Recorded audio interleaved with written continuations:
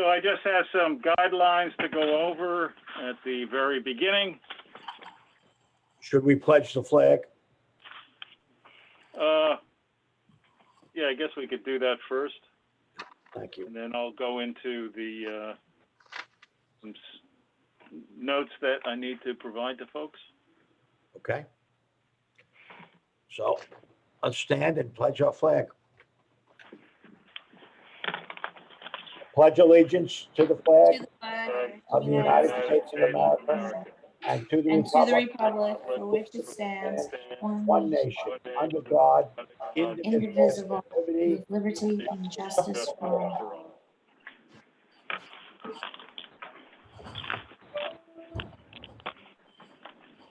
Okay. Good afternoon. My name is John Pavicic. I'm Executive Director of the Central Pine Barrens Commission. I will be serving as moderator for today's meeting. I'd just like to review a few guidelines for today. This is the November 18th, 2020, normally scheduled meeting of the Central Pine Barrens Commission. And for the record, a quorum is present and minutes will be taken.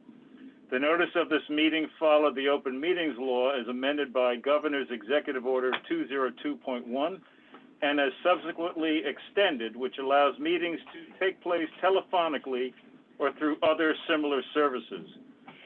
Today's meeting will begin with the reading of public comments on matters other than Lewis Road and approval of the minutes, followed by regular commission business as detailed on the agenda until approximately 2:45 p.m.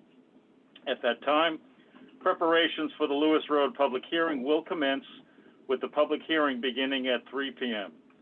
The hearing will include a presentation on project updates and a public comment period. After the public hearing has concluded, any remaining commission business will be addressed, including the reading of any closing public comments regarding matters other than Lewis Road. The meeting will then be adjourned. An executive session will be held at the end of the meeting to discuss legal and enforcement issues.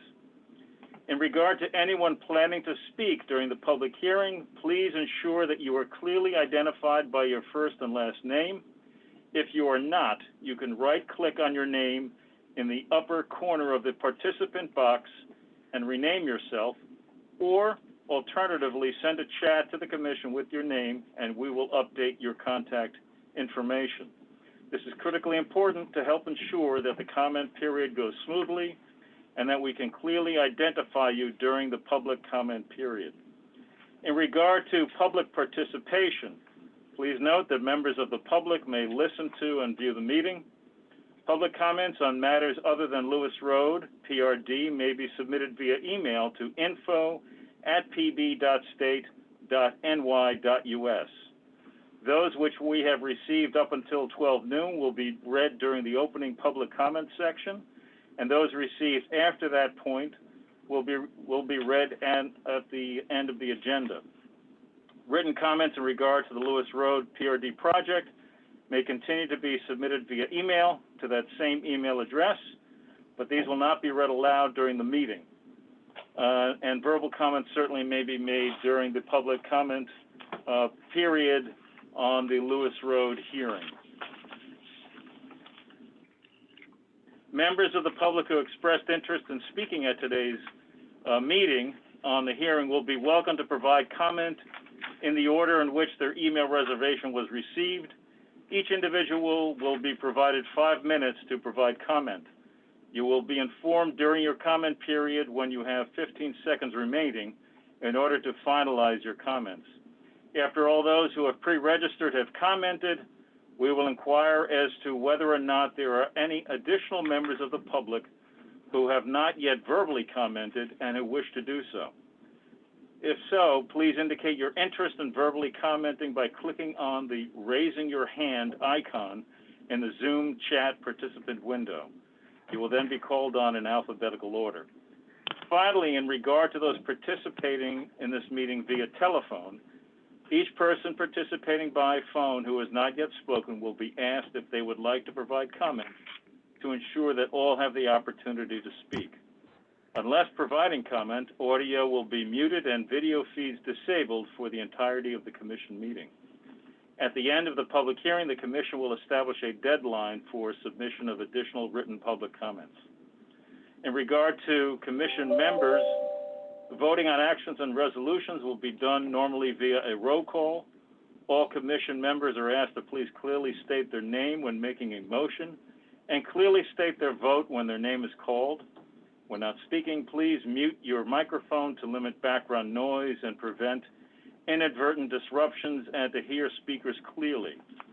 The meeting is being recorded in the Zoom application and will be posted on the Commission's website for viewing and listening after the meeting. Please note that the chat window is enabled for troubleshooting, and as stated previously, meeting minutes will also be prepared. At this point, I would like to turn the meeting back over to Carrie Meek Gallagher, Chairwoman of the Commission, to call the meeting to order. Okay, am I unmuted this time? Yes. Okay, good. Well, and we, hopefully we'll get through everything before we need to get ready for the public hearing. So did we, John, did we get comments? Yes, we got one set of public comments on a matter other than Lewis Road.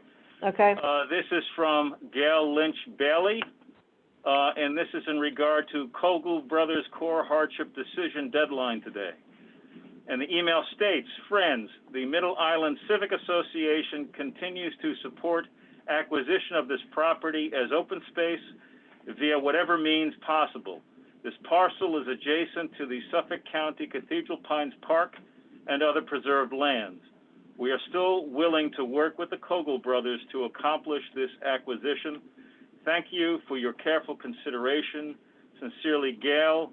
And this is from Gail Lynch Bailey, President of the Middle Island Civic Association. And that's the only public comment we received up until 12 noon today. Okay. Then I guess we're on to the minutes from our October meeting for review and approval. Are there any comments? Hearing none, is there a motion? Motion. Is there a second? Second. Okay, and I guess you'll have to do a show of hands, maybe? All in favor? Opposed? Any abstentions? All right, and I'm raising my hand. You can't see me. So the minutes are approved. We'll move on to, we have a few quick updates. Are we going to go through them, John, or just let people know they're in the packet? Folks are present, and Okay. They're here to answer any questions that the commission may have.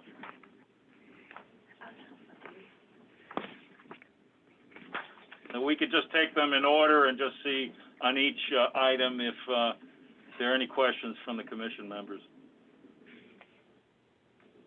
Yeah, do folks have any questions either on education and outreach or on science and stewardship? Nope. All right, if not, we'll go back next, we can have more of an update next meeting as well.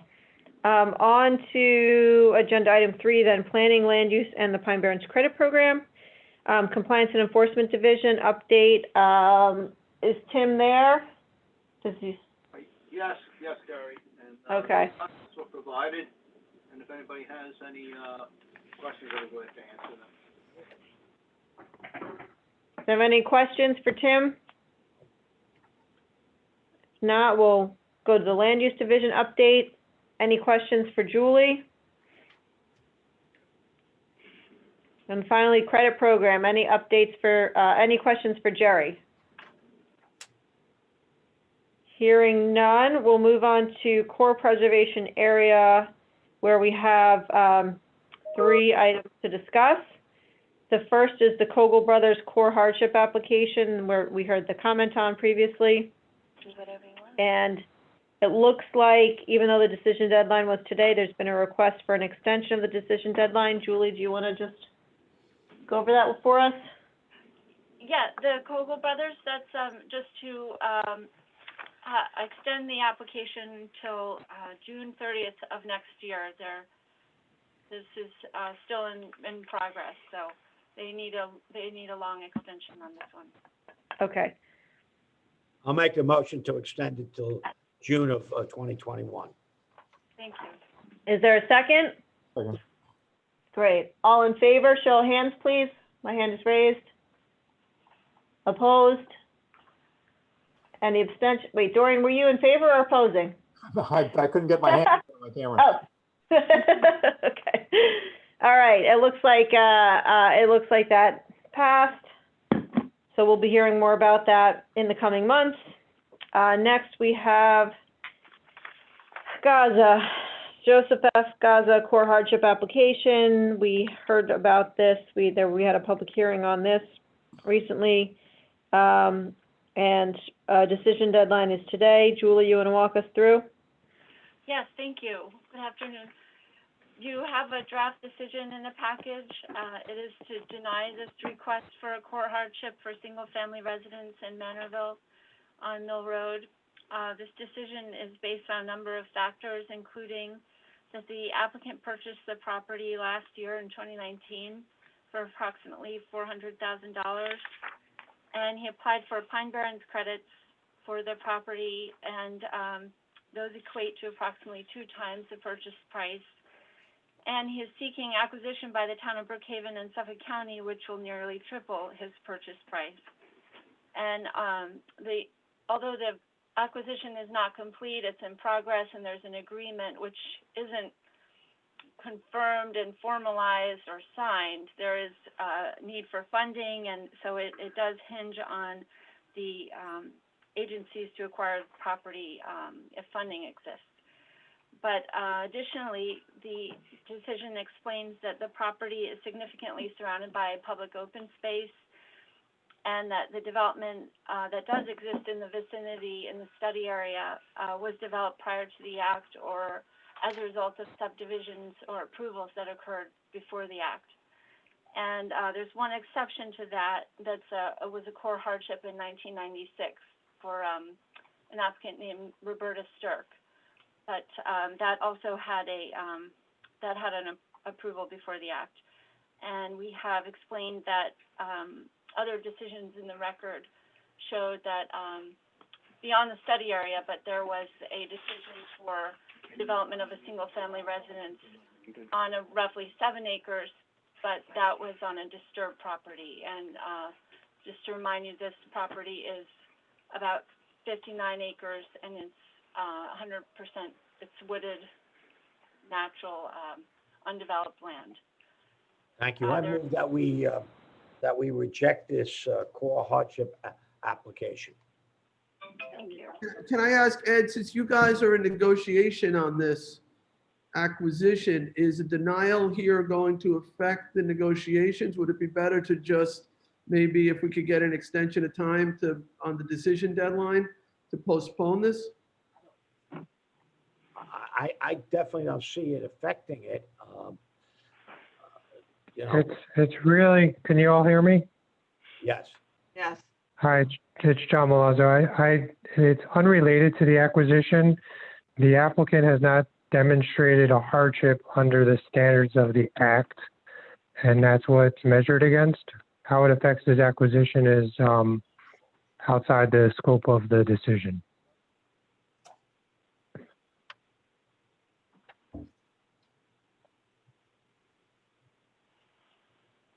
Okay, so I have Has an extension been requested?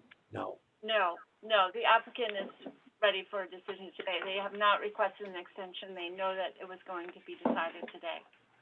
Okay. But the applicant I see is on the screen. They said they would be present, but I don't think they are able to participate or speak, right?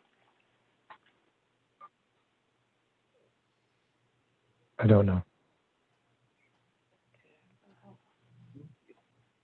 My recollection is that they tried to sell the Pine Barrens credit to the clearinghouse, and the price was set at a number that they perceived as far below fair market value or something to that extent.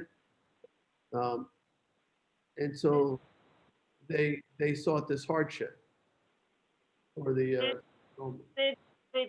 They applied for a letter of interpretation to see how many credits the property was worth. And that's in the decision, how much it would be worth. There is a part of the property that's really not included in the project site that has an overlap that's separate, but they did obtain for the project site a letter of interpretation that said they would be able to receive approximately 10 credits, and that equates to about $800,000. And again, they bought it for about $403,000, and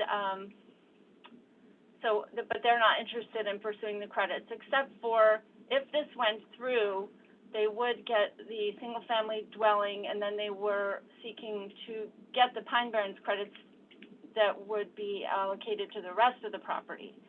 But that's, you know, if this went through. I'm not sure if this is denied, how they will proceed, but, you know, if they will proceed with Pine Barrens credits, with the issuance of Pine Barrens credits, or if they will just wait on those and see how their acquisition moves forward. They, can I say something? They apply for the Pine Barrens credits because the county uses that to value the property. So that's why they applied for it. And they are in contract with the town and the county right now. It's not fully executed, but the town has signed it. The county has signed it, except the county exec. And Joe Gaza has signed it. So the acquisition is moving forward. I'm not sure then why they wouldn't just withdraw this request. Yeah, he did not want to withdraw it. I mean, as of, you know, yesterday, maybe today, like to withdraw it. And the applicant is looking for a decision. They're not asking for an extension. Is that correct? I know they're on the. That's right. That's right. I don't know if they want this decision, but they are looking for a decision. Right, because the recommendation is a denial. That's right. Are they, can we offer them an opportunity to be heard? The applicant's available to speak. I'd like to hear. There he is.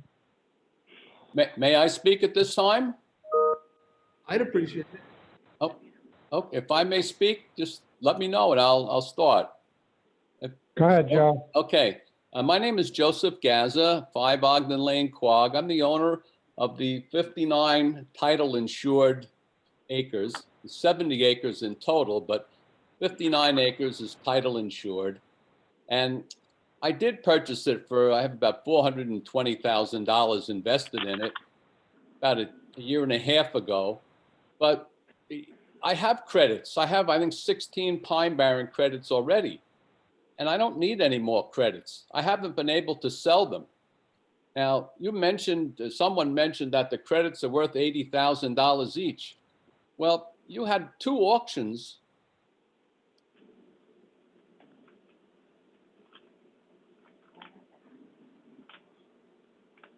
So I think we just lost you. You may have hit mute or maybe we're having a technical problem, but I've lost the audio. Hey, There we go. I'll keep speaking. I'm very happy to sell this land to the county and the town. And when Ms. Longo presented me with an agreement, I signed it immediately and I hand delivered it the same day. I didn't like the agreement because the agreement says that it's only effective if the county gets the funding. So it's not a contract that I would call a definite contract. If they get funding, then they'll buy it. If they don't get funding, they don't buy it. So I'm hoping that they get the funding, and I signed the contract in anticipation of that occurrence. And I'd like to sell this to the county and the town. And I thank them both for taking the interest in buying this land. But you know, you're getting 70 acres for a little over $1 million. What I paid for it is immaterial because this land is easily worth $1 million. I have $1 million buyer for this land, a horse person that wants one single family dwelling, and they want the 70 acres so they could ride their horses around it and have a barn in the backyard. Where can you get 70 acres on Long Island for $1 million? And So is your hardship, is your hardship request to allow one horse farm and one dwelling? one single I'm sorry, family dwelling. Supervisor, I'm sorry, stop. We had a public hearing on this. Okay, I just The want hearing is closed. I'm sorry, I know, Jay, but we had a public hearing. You raised the question of whether Mr. Gaza wanted to grant an extension instead of having the commission consider and vote on the recommendation for denial of his application. If the applicant wants to be heard on that issue, he can present on that issue. I don't think it's appropriate to rehash a public hearing that's already been closed. So that's the question. I was just asking a technical point because I was so confusion as to what was being requested, whether it was a subdivision with multiple lots or just a single lot, because there had been two alternatives. It was, yeah, okay, I'll answer that, and Joe, I'll answer, and if I get it wrong, let me know. The applicant originally submitted a application with two flavors. The first was a single-family home on 5 acres and the rest being a part of the parcel, and the second was a 12-lot subdivision. During the application process, the applicant withdrew the 12-lot subdivision, leaving only the single-family house to be considered by the commission. The commission had the public hearing on that alternative, and that's the recommendation is by commission staff to deny that based on the applicant's hearing record and the materials submitted to date has not established a hardship based on the materials presented and also commission's past decisions, which have all been written in the decision that's in front of you. Again, this hearing is closed. If Mr. Gazza wants to grant the extension, that is, something that could happen today. Otherwise, we're at where we are for consideration. Or to withdraw, either option. What was that? May I speak? Commission Yes, member. sir. But Joe, it's not on the hearing. It's the question that was presented. Well, I'm not prepared to withdraw, and I'm not prepared to ask for an extension. Part of the reason is that I'm facing a $27,000 real estate tax bill in December. Thank you. And the assessor. Thank you. You've answered the question, sir. The public hearing's over. There's a motion to deny this application.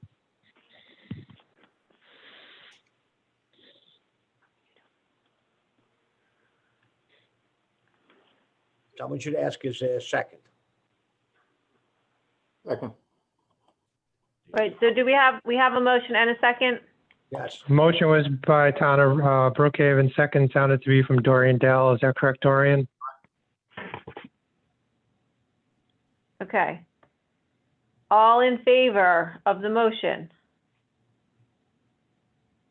Okay, all opposed? Any abstentions? The motion carries. Okay, on to 3F. We just have to schedule a public hearing on this, Julie. Vincent Del Speranza core hardship application for 2-lot subdivision.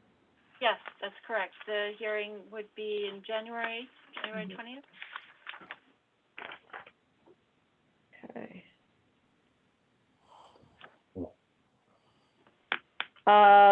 So John, do we have to vote to do that? We need to make a motion and vote on this to schedule it? Yeah, typically we do. Yep, okay. I will make the motion. Is there a second? Second. What's the hearing date? Our January meeting. Okay. All in favor? Opposed? Any abstentions? Okay, we'll have this public hearing in our January 2021 commission meeting. I guess at this point, John, did we receive any other public comments during the time that we have been speaking? Just checking that right now. And no, we have not received any additional public comments. Okay. And then, is there anything else we need to address before taking a break to set up for the public hearing?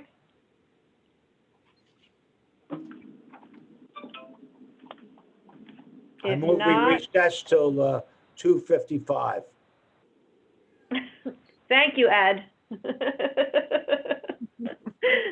I'll Ed, second. maybe you should be chair, Ed. You want to be chair? You want to be vice chair? No. No, okay. All right. John, we don't have to vote on that, right? Because we're just coming right back? We're just saying we're taking a break? Yeah, I don't think there's a need for a vote. Go ahead. Okay, great. So see everyone again in 25 minutes. Okay. Okay. Thank you.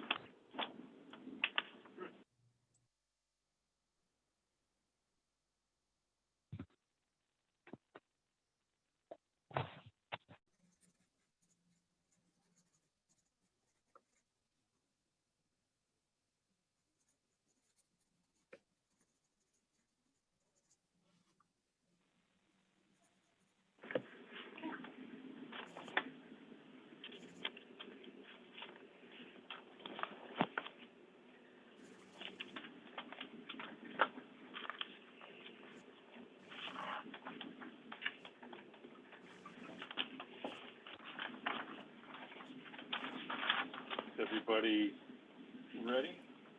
Everybody set? Can we start? Carrie there? Carrie, yes, Carrie back in.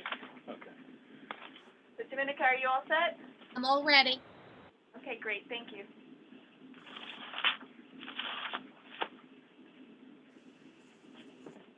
Okay. Welcome, folks. My name is John Pavasic. I am the Executive Director of the Central Pine Barrens Commission, and I'm going to read the notice of public hearing for the record.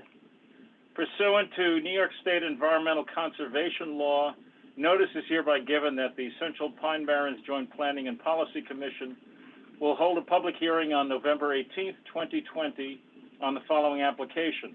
The name of the project is Lewis Road Planned Residential Development Assertion of Jurisdiction Application. The applicant, Mark Hissey, Senior Vice President, Discovery Land Company for DLV Quag, LLC, DLV Quag Owner, LLC, DLV Parlato Parcel 1, LLC, DLV Parlato Parcel 2, LLC, DLV Parlato Parcel 3, LLC, DLV Parlato Parcel 4, LLC, DLV Parlato Parcel 5, LLC, and DLV Parlato Parcel 6, LLC. The applicant's representative is Charles J. Voorhees of Nelson Pope and Voorhees, and Wayne D. Bruin of O'Shea, Marcinchuk and Bruin, LLP attorney. The project site, Suffolk County tax map numbers include 608.45 acres on approximate 176 tax map parcels in the town of Southampton in District 900, Sections 203, 219, 220, 250, 251, 288, 289, and 314. Location of the project is in the unincorporated hamlet of East Quogue in the town of Southampton, east of Lewis Road, north and south of Sunrise Highway, west of Malloy Drive. The project is in the compatible growth area and core preservation area of the Central Pine Barrens and contains a portion of a critical resource area.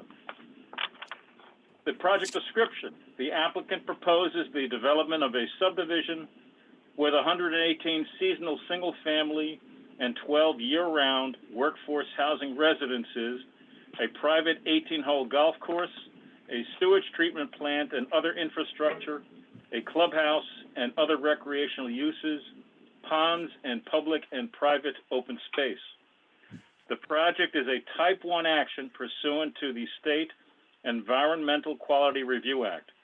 The Central Pine Barrens Commission is an involved agency and asserted review jurisdiction over the project on May 15th, 2019. Two hearings have occurred on the project on February 19th, 2020 and August 19th, 2020. The November 18th, 2020 hearing is focused on, and comments should be directed to, the review of the most recent October 9th, 2020 submission by the applicant. In its October 9th, 2020 cover letter, the applicant states, quote, "These plans have been revised in coordination with the town of Southampton to address primarily vegetation clearance limits, and slope analysis related standards and guidelines, as well as unfragmented open space. To submit comments to the commission in advance of the meeting, you may submit comments via email to info@pb.state.ny.us or regular mail to the commission office. The hearing is being held remotely at 3 p.m. on Wednesday, November 18th, 2020, via Zoom format. The Zoom meeting link will be provided on the commission's website, and project materials are posted at https://pb.state.ny.us.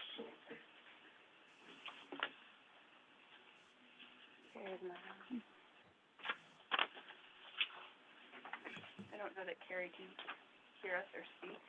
Good afternoon, everybody. I am John Milazzo. I am Commission Counsel, and I just wanted to establish some rules for today's hearing, and also just to go over what the commission is considering. We will hear a presentation from staff, Julie Hargrave, on the staff report and the summary of the project. Then Chick Voorhees will be invited to make a brief presentation. Hi, Chick. How are you? He will share his screen.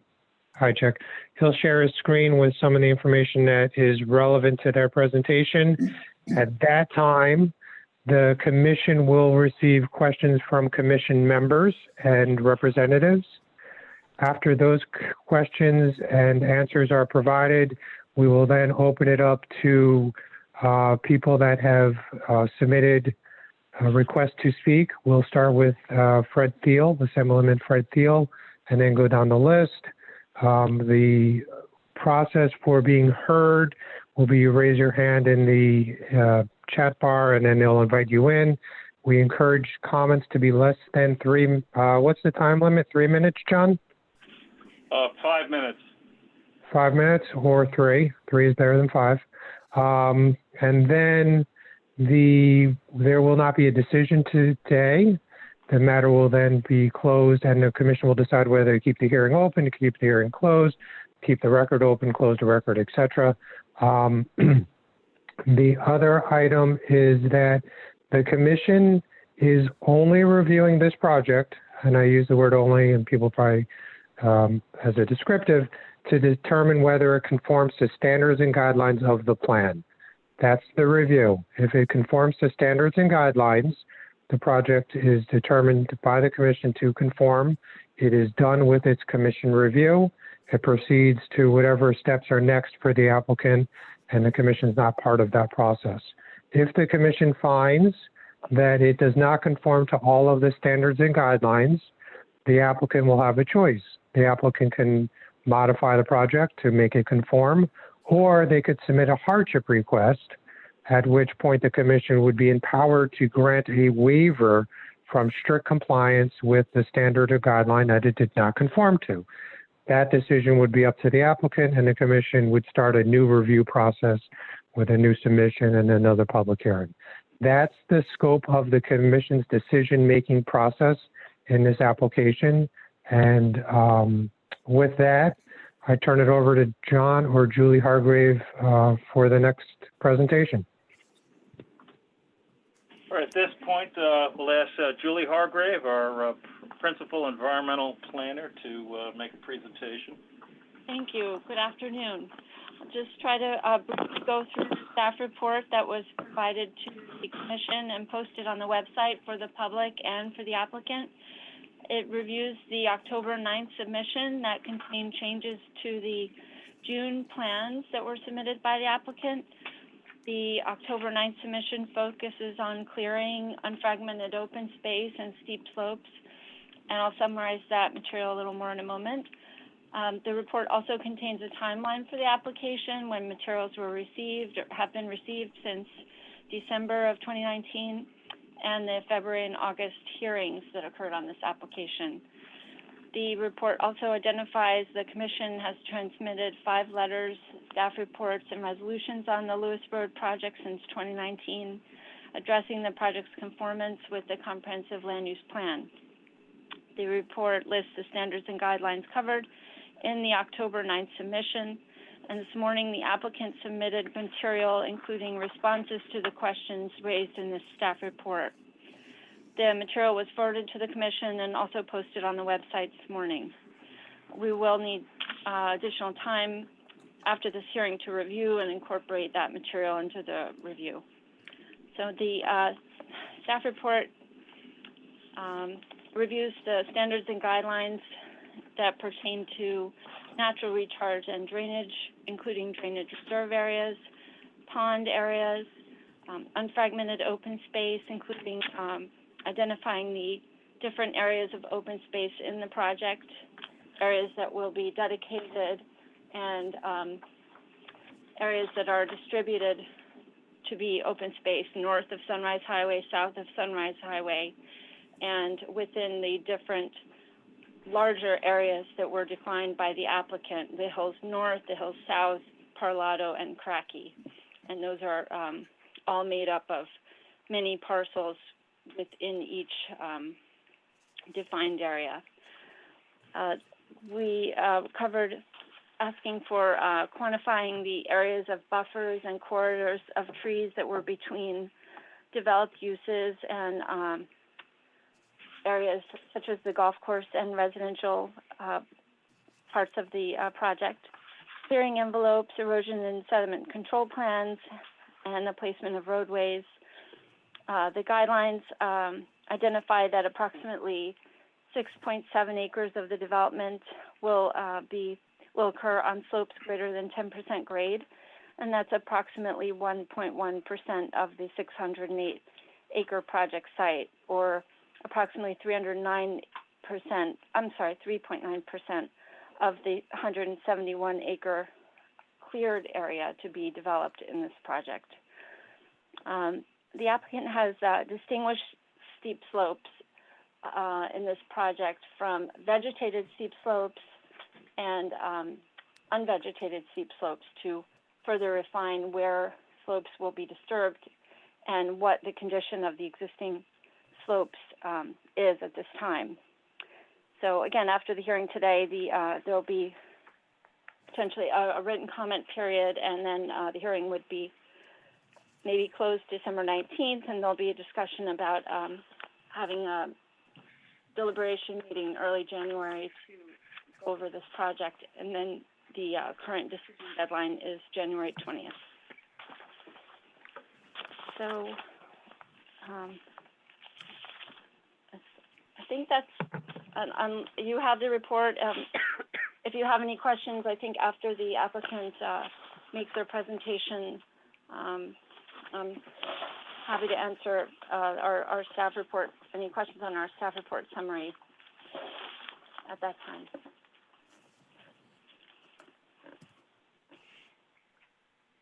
Okay. Okay. Thank you. All right.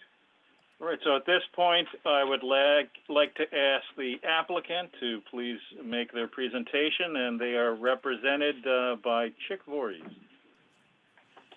Good afternoon, everyone. Chick Voorhees for Discovery Land Company. I'm with Nelson Pope Voorhees at 70 Maxis Road in Melville. Can you see the screen? Yes. Yes.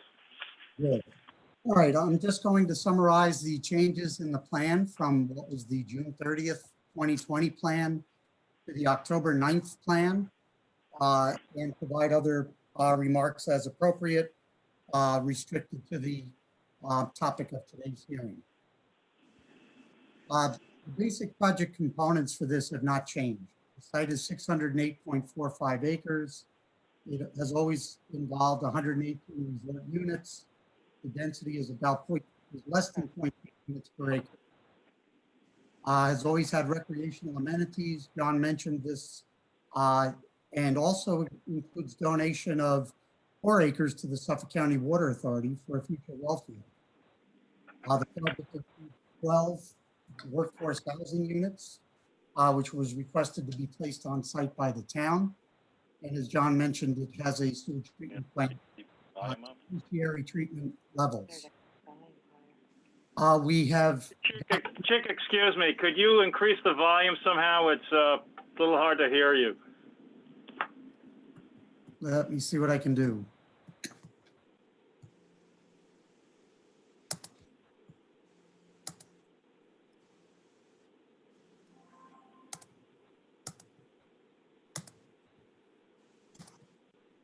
I'll get a little closer, I'll speak up, and I increase the volume. Thank you. Thanks, John. So we've identified the areas of open space which are outside of what we call the development envelope. I'll show this on the plans, but basically there's 402.88 acres of open space, and that includes 2 parcels that are proposed to be dedicated, totaling 207.32 acres.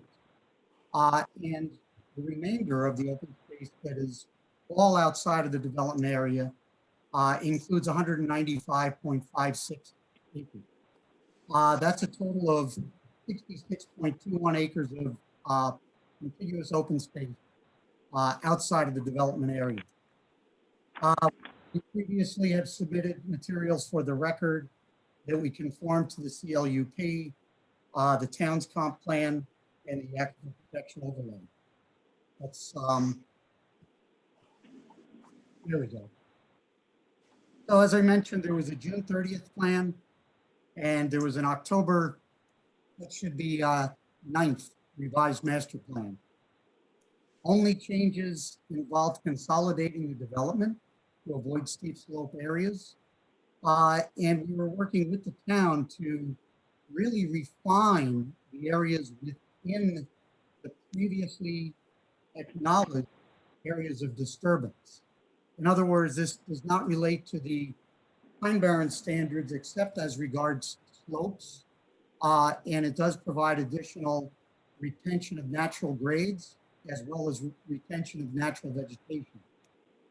The layout was established to conform to the CLUP, and as I said, we're looking to improve conformance with topography, retain natural ground cover, and also reduce and consolidate drainage reserve areas.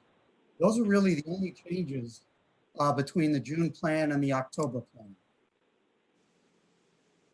So the area slopes, potential impacts have been reduced by over 40%.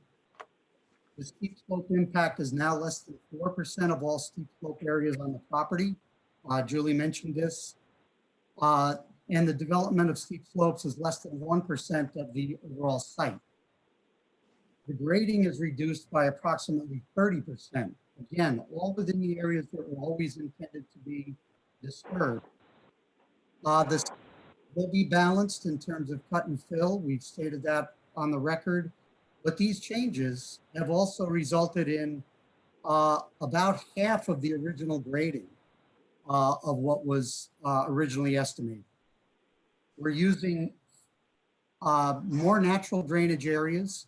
We've decreased the number of drainage reserve areas and interconnected them to consolidate the drainage. And as I said, we're also retaining topography in what we're calling carry areas. That's the area between a tee and a landing area on a golf course. And this results in a reduction in disturbance of steep slope areas. You're all familiar with the property. When I referred to the Parlato property, this entire area will be dedicated. A proposed well field area will be located here. The northern property will be 100% offered for dedication, and the northern part, as well as many other parts of the hills south, will be retained in open space. This just briefly shows you the changes that led to the June plan. We went over them at a prior hearing. This is the plan from June.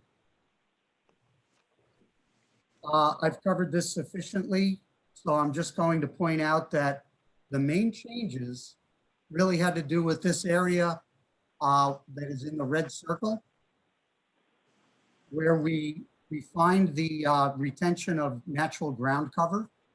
And we also reduce disturbance in this area of the ellipse in order to further reduce any potential residential lots within steep slope areas. And the graphics will show this rather well. This is an example of what treatments were used. This pink area is all what we are referring to as carry area. And those are areas where the existing topography will remain, trees will be removed, and natural ground cover will be retained. And those refinements carry through the entire golf course. This is really just an example. And this shows that there are some steep slopes within these areas that will now be retained as a result of these modifications to the plan. So it refines the golf alignment, it reduces the grading, it avoids slope areas, and it improves drainage and retains natural ground cover. This is the overall plan. Again, that was the example for this northeast part of the development area. It clearly shows the demarcation of the natural open space that is termed outside of the development area. There are significant natural areas that are also, this lighter green, will be retained as permanent natural open space preserved by covenants and restrictions or conservation easements. And it's a little difficult to see, but there is a pond here, much of which is already graded. But this bold outline is the proposed pond. The residential lots are shown in white. The roads are self-evident. There is a recreation area here in addition to the golf area.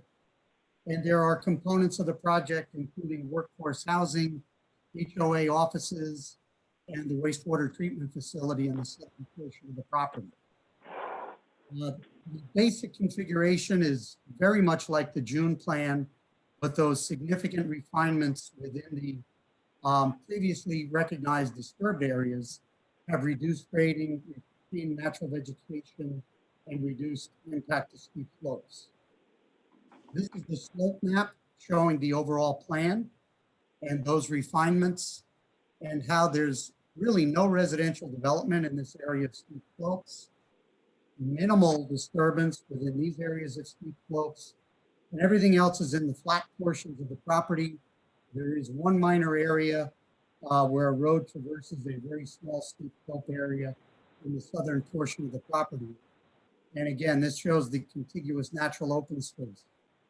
I will point out that this existing cleared area is not counted in the natural area, but is revegetating and will become natural, which is in addition to meeting the requirement for natural vegetation. I want to point out that the legend on the maps was changed to a minor extent since the October 9th plan.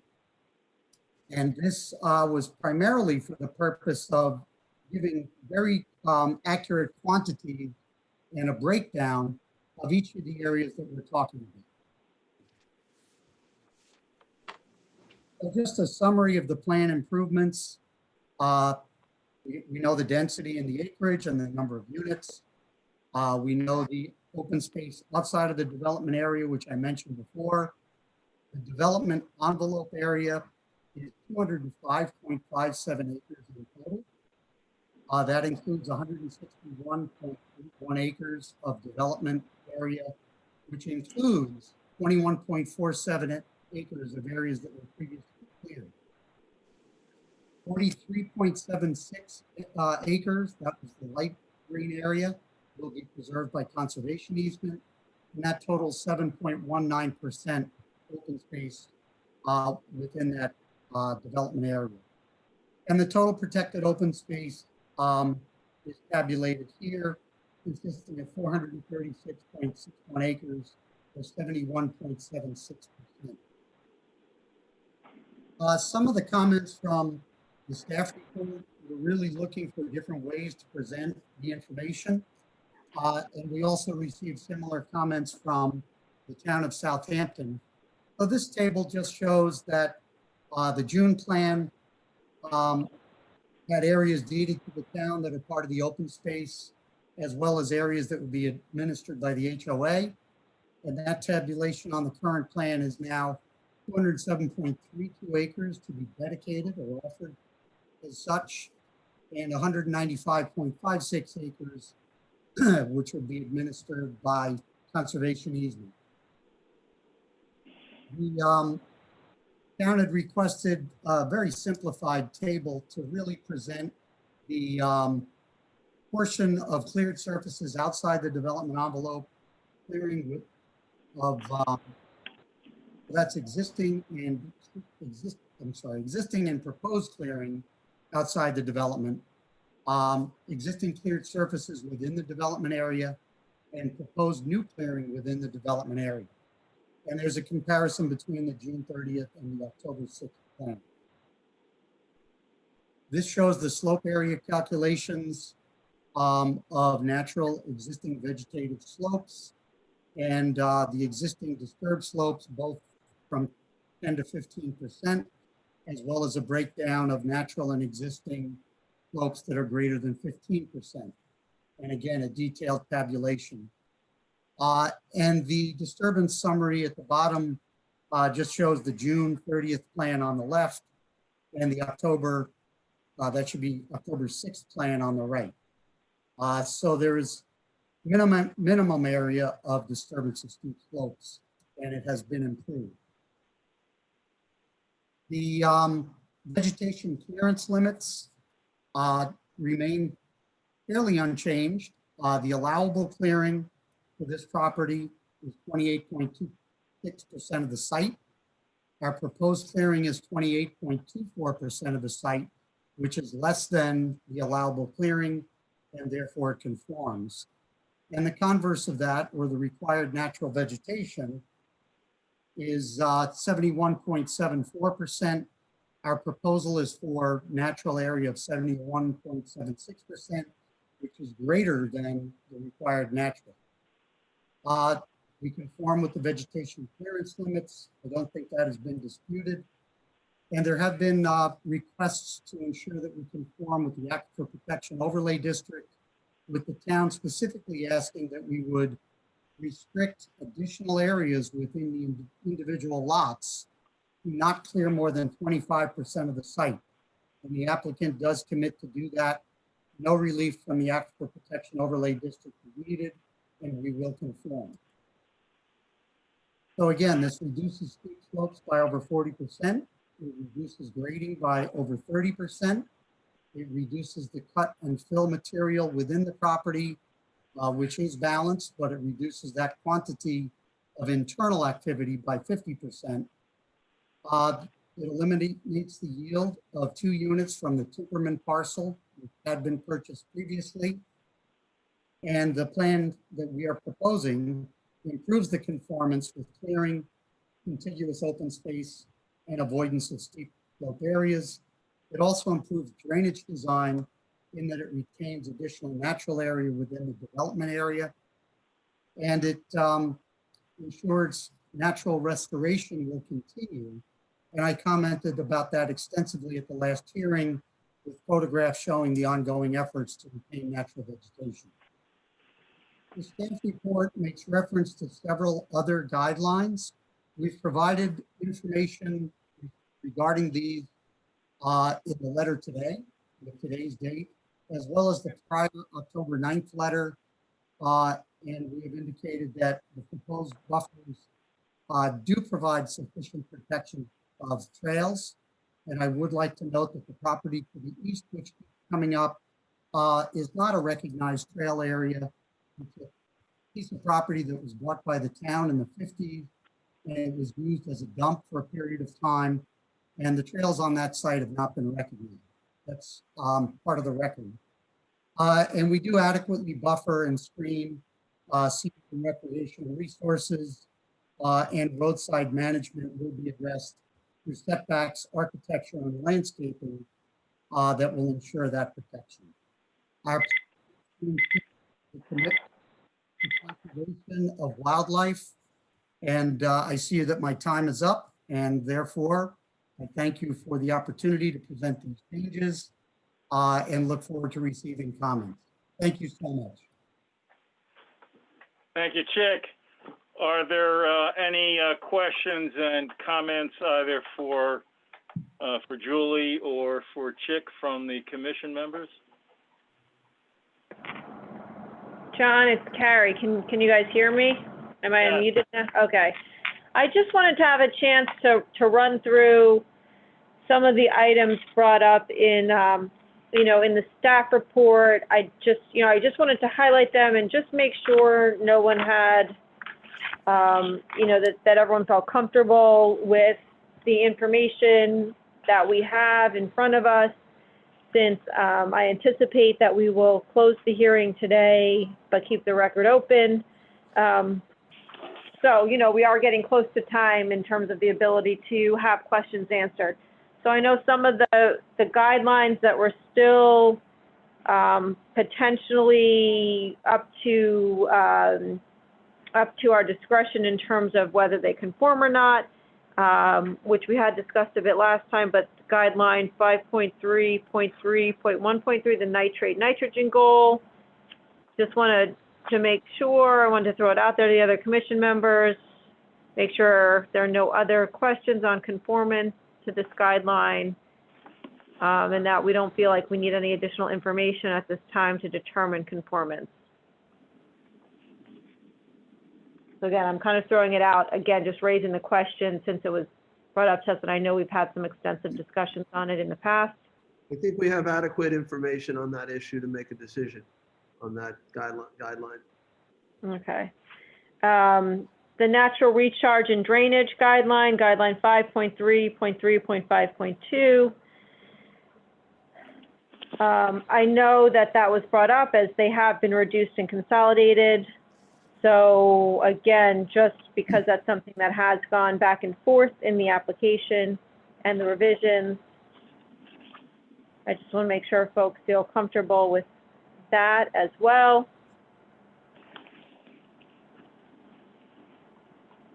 Okay, sounds like we're good on that. I'll just indicate that all of the documents have addressed these. There really are no changes from the last plan. We've affirmatively addressed how and why we believe we conform, and that is part of the record. So, certainly important for the commissioners to be comfortable with that information, and we're here to answer any questions. Right. The question on the area of each pond and the total area of the ponds. Oh, unmute. Okay, it's saying to unmute. Oh, good. I've been unmuted by the host. Yep. Okay. Thank you, Lisa. I think they provided the, go ahead. Go ahead, John. I think they added the information about the ponds today. Today, right? Yes. Oh, a lot of echoing now. We're all around. Hey, Dan, can you mute your line? Yes. Can you hear me? Yes, the feedback from you and your supervisor. Okay. What I'll do is I'm going to mute mine and go on the supervisor's line.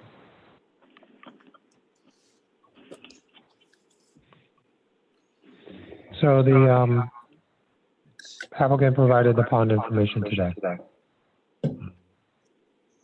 Okay. Can you guys hear me? It's Dan. Yep. Supervisor Aguiar, Dan, could you turn the volume down on Dan's computer? That's the feedback is being picked up by the audio of Dan's computer. Yep, we're doing that right now. Thank you.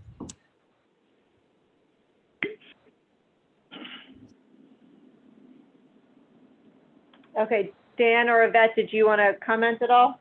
Yes, thank you. Question for Chick Ender, Southampton. Has Southampton provided preliminary approval or final approval on the SWIP? If not, why? What else needs to be done? And secondly, regarding the consolidation of the drainage reserve areas, Can Chick kindly elaborate on what exactly is being done as an amendment? You can stay with that. Yeah. No, just sit there, put it right in front of you. That way you don't have to. I think Chick is muted, though. Okay, I had to get permission to unmute. Thank you. Dan, the town granted preliminary subdivision approval for this project. Went back to the Pine Barrens Commission, and there have been a number of changes as a result of the commission review. We did prepare a preliminary SWIP at the time of the preliminary subdivision approval. We went through 2 rounds of review with the town engineer and addressed all of their comments. We know that a SWIP can be approved for this project site. We have not revised the SWIP because there have been, as I said, a number of changes, and we will be going back to the town of Southampton for final subdivision approval, at which time we will complete the updated SWIP to ensure conformance to the satisfaction of the town engineer. As you know, a SWIP is basically intended for pre-construction to ensure that pre and post-construction measures for erosion control are addressed, and we know that we will be able to do that. So that's the best information I can offer you at this time. Thank you on that, Chick. And can you elaborate on the consolidation of the drainage areas? Certainly. Some of the drainage reserve areas were within areas that were always intended to be disturbed in the northern part of the property. Some of them also traversed into steep slope areas. So the consolidation was primarily to remove the drainage reserve areas from those steep slope areas and shift them farther south. The DRAs are basically depressions in the disturbed areas that will be revegetated with native vegetation to uptake pollutants in a very natural type system. Now that we have removed those areas, we're piping some of that drainage into slightly larger DRAs outside of steep slope areas and farther south. You know, the consolidation was really with the intent of increasing those carry areas, the pink that I showed you on the plan, where trees will be removed, but natural ground cover will be retained. And it resulted in a fairly significant reduction of those disturbed areas in favor of retaining natural vegetation, as I showed you in the pink areas. That answers it, Dan. Thank you, Chick. Thank you. All right, before I continue with any other questions, Ed, did you have anything, any questions to this point, or Dorian? No, I've read all the staff reports, and I appreciate the thoroughness of the staff. I have questions, but they pertain to other standards, Carrie. Well, okay, going down the list. Yeah, I was just kind of going down the list, and anywhere where there had been some highlights in the staff report, I just wanted to bring those up. We already got through the SWIP, vegetation clearance that says conform. So the unfragmented open space, I know there was some discussion and information provided about that, and I guess that is, so I guess I'd raise the question, do all the commission members feel comfortable that those areas of open space have all been properly distinguished and identified and quantified? I certainly do, but I would also appreciate just a review of the timeline that we can expect moving forward. The timeline from the commission, from the town, from the applicant? The commission. Okay, do you want to, We'll come back to that and continue. yeah, at the end of the staff report, because I think Dorian, so I think if we get through all this and the comments, the that's, you know, we'll get to that at the end. We'll definitely discuss that before the end of the meeting today. Gotcha. Yeah. Okay, so folks are comfortable on open space. Let's see, fertilizers, fine, native plantings. We just suggest that they should include them. Avoid clearing, right? We got the northern long-eared bat in there. The clearing envelopes, the guideline for clearing envelopes, it looks like that's also been modified and addressed. There's now fewer impacts. Did anyone have any questions on that guideline at all? All right, next one, stabilization erosion control. We heard we're waiting on that final one. The slope analysis was updated. Erosion and sediment control plans, again, waiting on final approval on the SWIP, as well as then looking at, I guess, the development of slopes. So the development of slopes on, development on slopes 10% grade and greater has been reduced, right? The total number of acres impacted has been reduced. I do have a question on that issue. Okay. Go ahead, Jay. Really a question for Mr. Voorhees. I know you distinguish certain slopes, those that are naturally vegetated, those that aren't. I know there are some steep slopes that were artificial on this property as well. But in terms of the actual development, construction on, not necessarily a carryover or a road crossing over a steep slope, there were, if I recall, some of the house lots that were impacting steep slopes too. And wasn't sure if those whole house lots could be developed in a way to avoid those steep slopes, or now I know as we analyze this, we're looking to see if you have met the standard of trying your best, you know, to minimize the impact to these steep slope areas. So I want to, as I try to make my decision on this, know if more could be done. And even with the consideration of repositioning a lot or removing a lot, could you get to less disturbance on steep slopes? Thank you, Jay. This is the plan that I had shown before. And there are no home development areas within steep slope areas. The only road that traverses a steep slope area is here. And it was indicated that there was a preference to utilize this portion of the property for this cluster of residential lots because of avoidance of steep slopes. The other areas, I can tell you, were extensively walked by members of our team and members of the town of Southampton, including Marty Shea and Janice Shearer, to look at the alignment of all of the activity in this area. And everything has been done that can be done to align these golf holes in a way that avoids steep slopes and essentially retains the natural vegetation. This latest refinement of the plan, which is the subject of today's hearing, further achieves that. And that's why we're here, is really because we've made those adjustments in order to. You're breaking up a little bit, but so there's no actual buildings being constructed on steep slopes?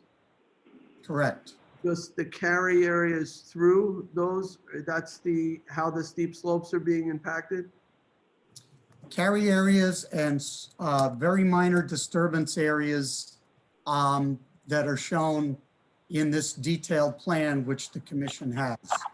But again, you can see that for this example on page 17, the grading has been reduced and this steep slope area is being retained. Some of the minor areas, might involve some type of disturbance such as this. So it again has been minimized to the maximum extent practicable. Okay, thank you.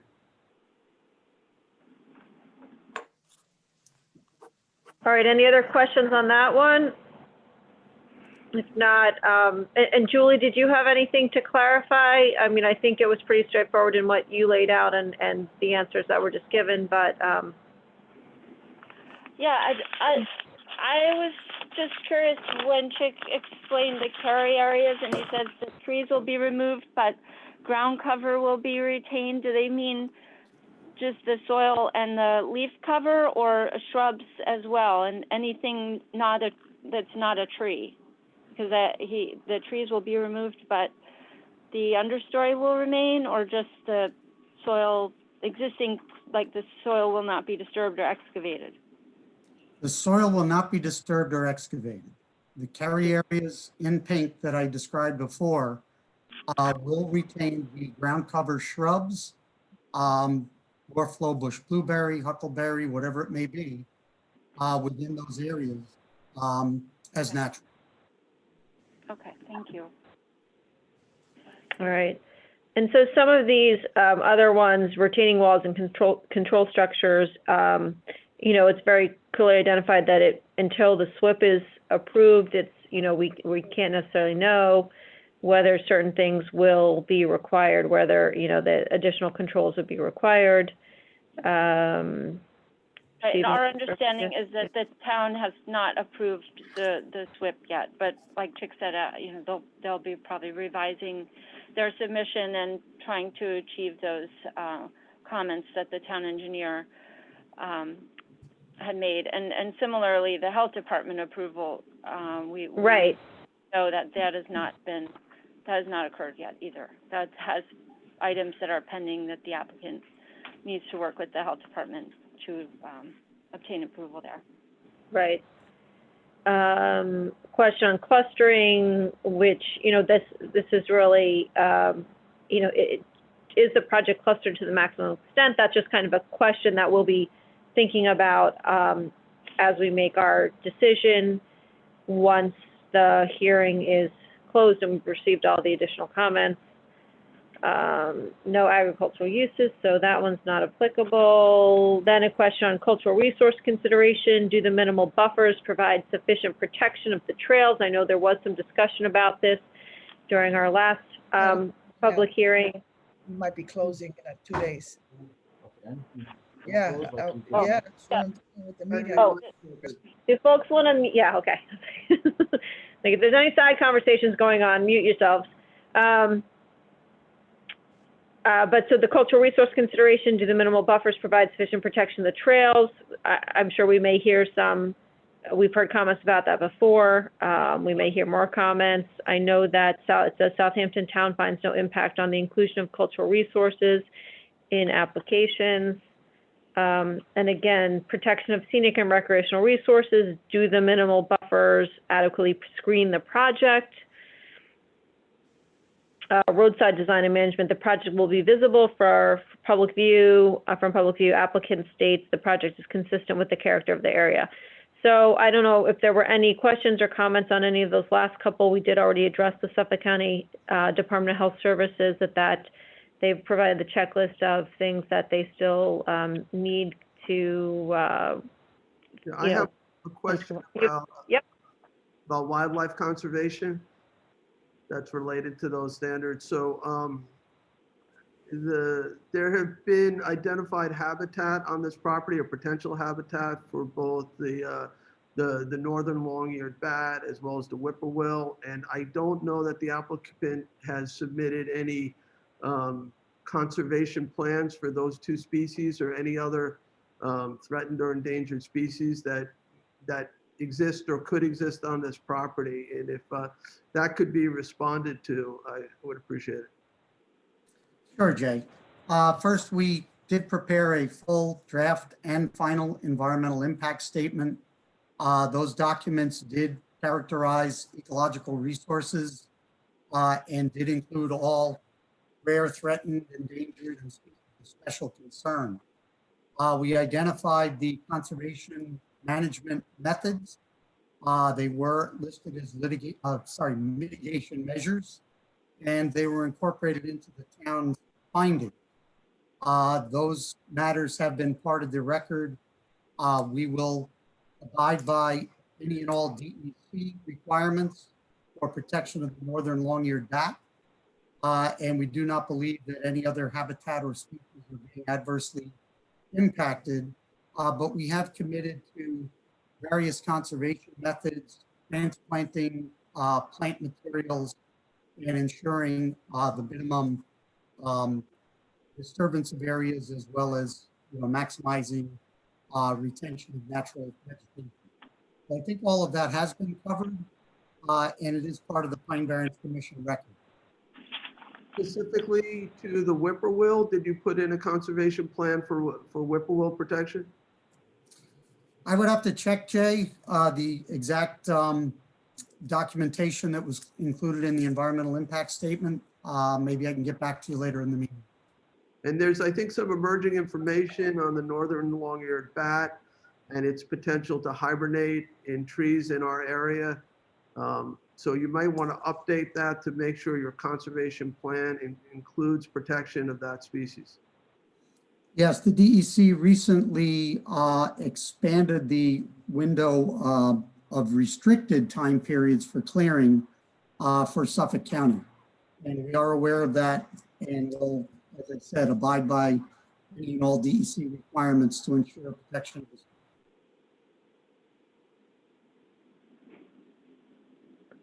Great. So that, I mean, that brings me to the end of the list of the guidelines and standards that were at the back of the staff report. I just wanted to make sure we had a chance to kind of run through those. Is there anything else that commission members at this time wanted to ask or had questions or comments about before we move to the public speaking portion? Hearing none, John, I'll turn it back over to you to moderate since you are in the control room there. Okay. Thanks very much, Carrie. All right.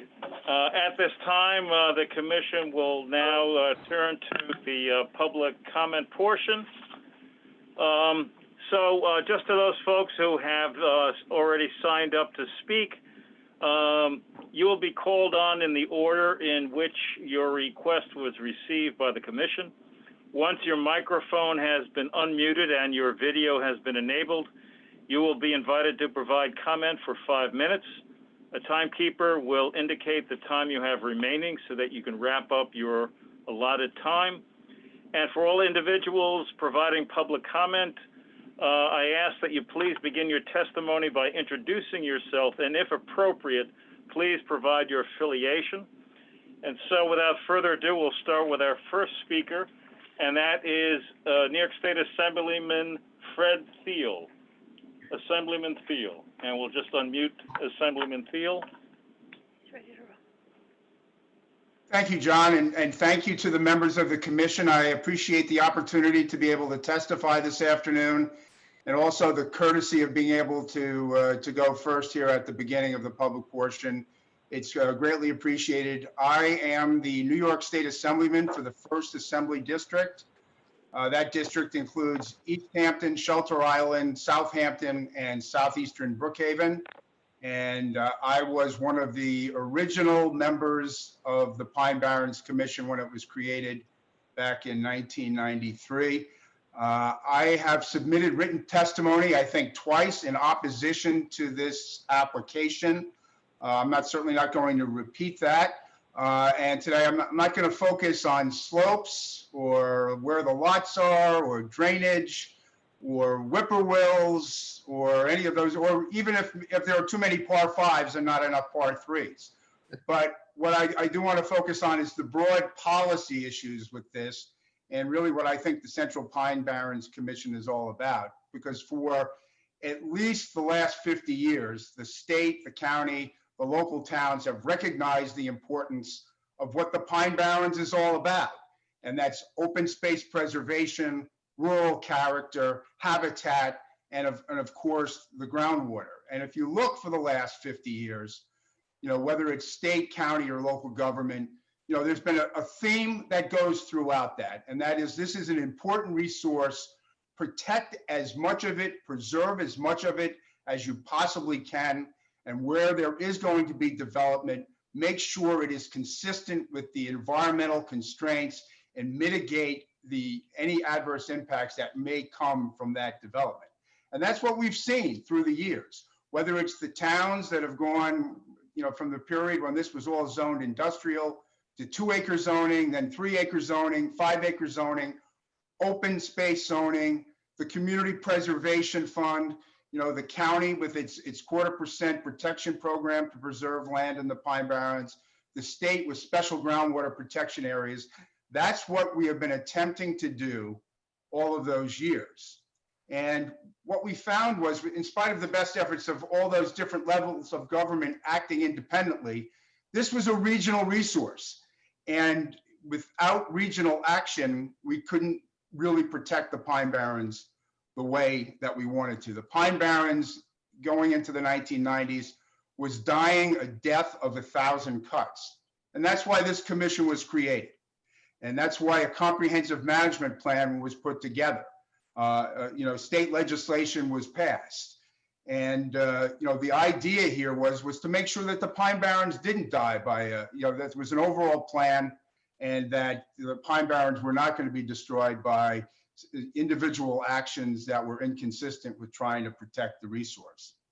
And throughout the history of this commission now, which is more than 25 years old, that's exactly what you've done. And I worry about this application because I think it flies exactly in the face, in the opposite direction of all of those efforts over 50 years and the efforts of this commission over the last 25. Because this project, unlike any others that I've seen during that period, is designed to substantially increase the intensity of land use over what was anticipated and what was in place, what the zoning was in place when the comprehensive management plan was first put together. There was intended to build this major subdivision with a golf course first, with a change of zone, and that failed.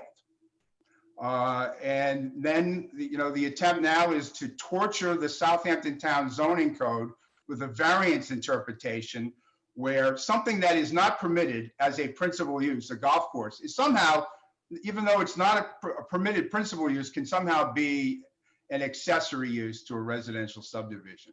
It just doesn't pass the smell test. But the bottom line for you is, when you look at all the standards, the basic thrust is protect the Pine Barrens, and any development that occurs should be consistent with what the resources that we're trying to protect.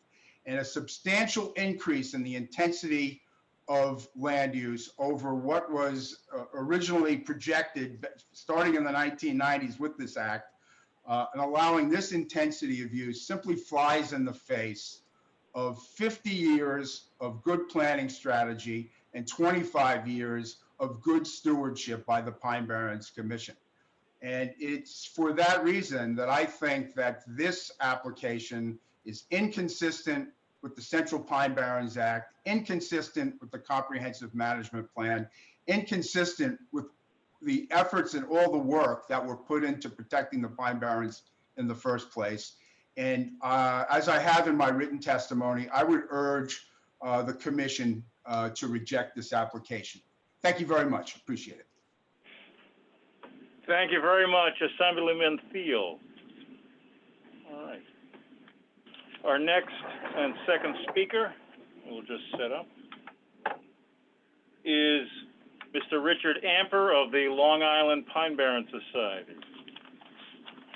Good afternoon, Commissioners. My name is Richard Amper. I'm the Executive Director of the Long Island Pine Barren Society. Had a little bit to do with the creation of the Pine Barrens Act, and want to chat you up a little bit about where you find. We want to satisfy ourselves that the Pine Barrens Commission is ensuring that the standards and guidelines that were created by this historic statute will continue to be followed. This is not really about a project. It's about the potential damage to the Pine Barrens Act. I've had the great pleasure of being one of the leaders in the creation of the Pine Barrens Act and this very commission. I've attended every meeting of this commission since its inception. I've seen many projects come before the body over the years, but never one of the size and magnitude than that of the Lewis Road. The commission has a very concrete purpose as set up by the Pine Barrens Act. Article 57 outlines your role as follows: to protect, preserve, and enhance the integrity of the Pine Barrens ecosystem, to protect the quality of the surface water and groundwater, to discourage piecemeal and scattered development, to promote active and passive recreational and educational uses consistent with the land use plan, and to accommodate development in a manner consistent with the long-term integrity of the Pine Barrens ecosystem, to ensure that the pattern of development is compact, efficient, and orderly. Your role as commissioners is to determine whether or not a development meets the standards and guidelines of the Pine Barrens Act and its comprehensive land use plan. You are guided by a set of laws and regulations. You are not to be guided by whether a fellow commissioner thinks this is a good project and is asking for your support or not. You must be guided by the law. Since Discovery Land Company submitted their application in December 2019, it has been incomplete. They have tried to cover inconsistencies, dodge questions to the best of their ability, but the hard fact is that there are still so many questions left unanswered. In many cases, the commission staff has not been provided with the appropriate information to determine conformance, despite asking for more information time and time again. Discovery Land has insisted since the beginning that their project conforms to the Pine Barrens Act, and yet they have asked to extend the decision deadline 6 times in order to address conformance issues. There is a reason why a project of this magnitude has never come before the Pine Barrens Commission before. It's because it is asking for too much. 118 mansions, an 18-hole golf course, hundreds of thousands of square feet of development. This is absolutely inconsistent with the goals and objectives of the Pine Barrens Act. They have submitted extensive documents over the course of this review period outlining the many ways this project does not conform to the Pine Barrens Act or land use plan. We encourage you to review these documents carefully. Even with the latest set of changes brought by the developer, the plan still fails to meet the requirements of the Pine Barrens Act. This project still fails to meet the nitrate nitrogen goal. It is still missing required permits to demonstrate compliance. This project is not consistent with other developments in the area nor development within the Pine Barrens. The project does not maintain adequate buffers and will be seen from nearby roadways, trails, and neighbors. This project fragments open space. Development is now being placed in the critical resource area and more. This is a shell game. The applicant is making little inconsequential changes in hopes of distracting us from the larger issues at hand. Do not be fooled. The Pine Barrens Act was created to prevent this type of extensive development from being placed in the sensitive and critical environment that is our central Pine Barrens. The review of this project, one of the biggest and most consequential to ever come before the Commission, will set a powerful precedent for other projects that are proposed for sensitive areas of the Pine Barrens in the future. Since the applicant has consistently failed to meet the standards and guidelines of the Pine Barrens Protection Act, Article 57, Comprehensive Land Use Plan, we urge you to please protect the integrity of the Pine Barrens and the Pine Barrens Act and vote down this project once and for all.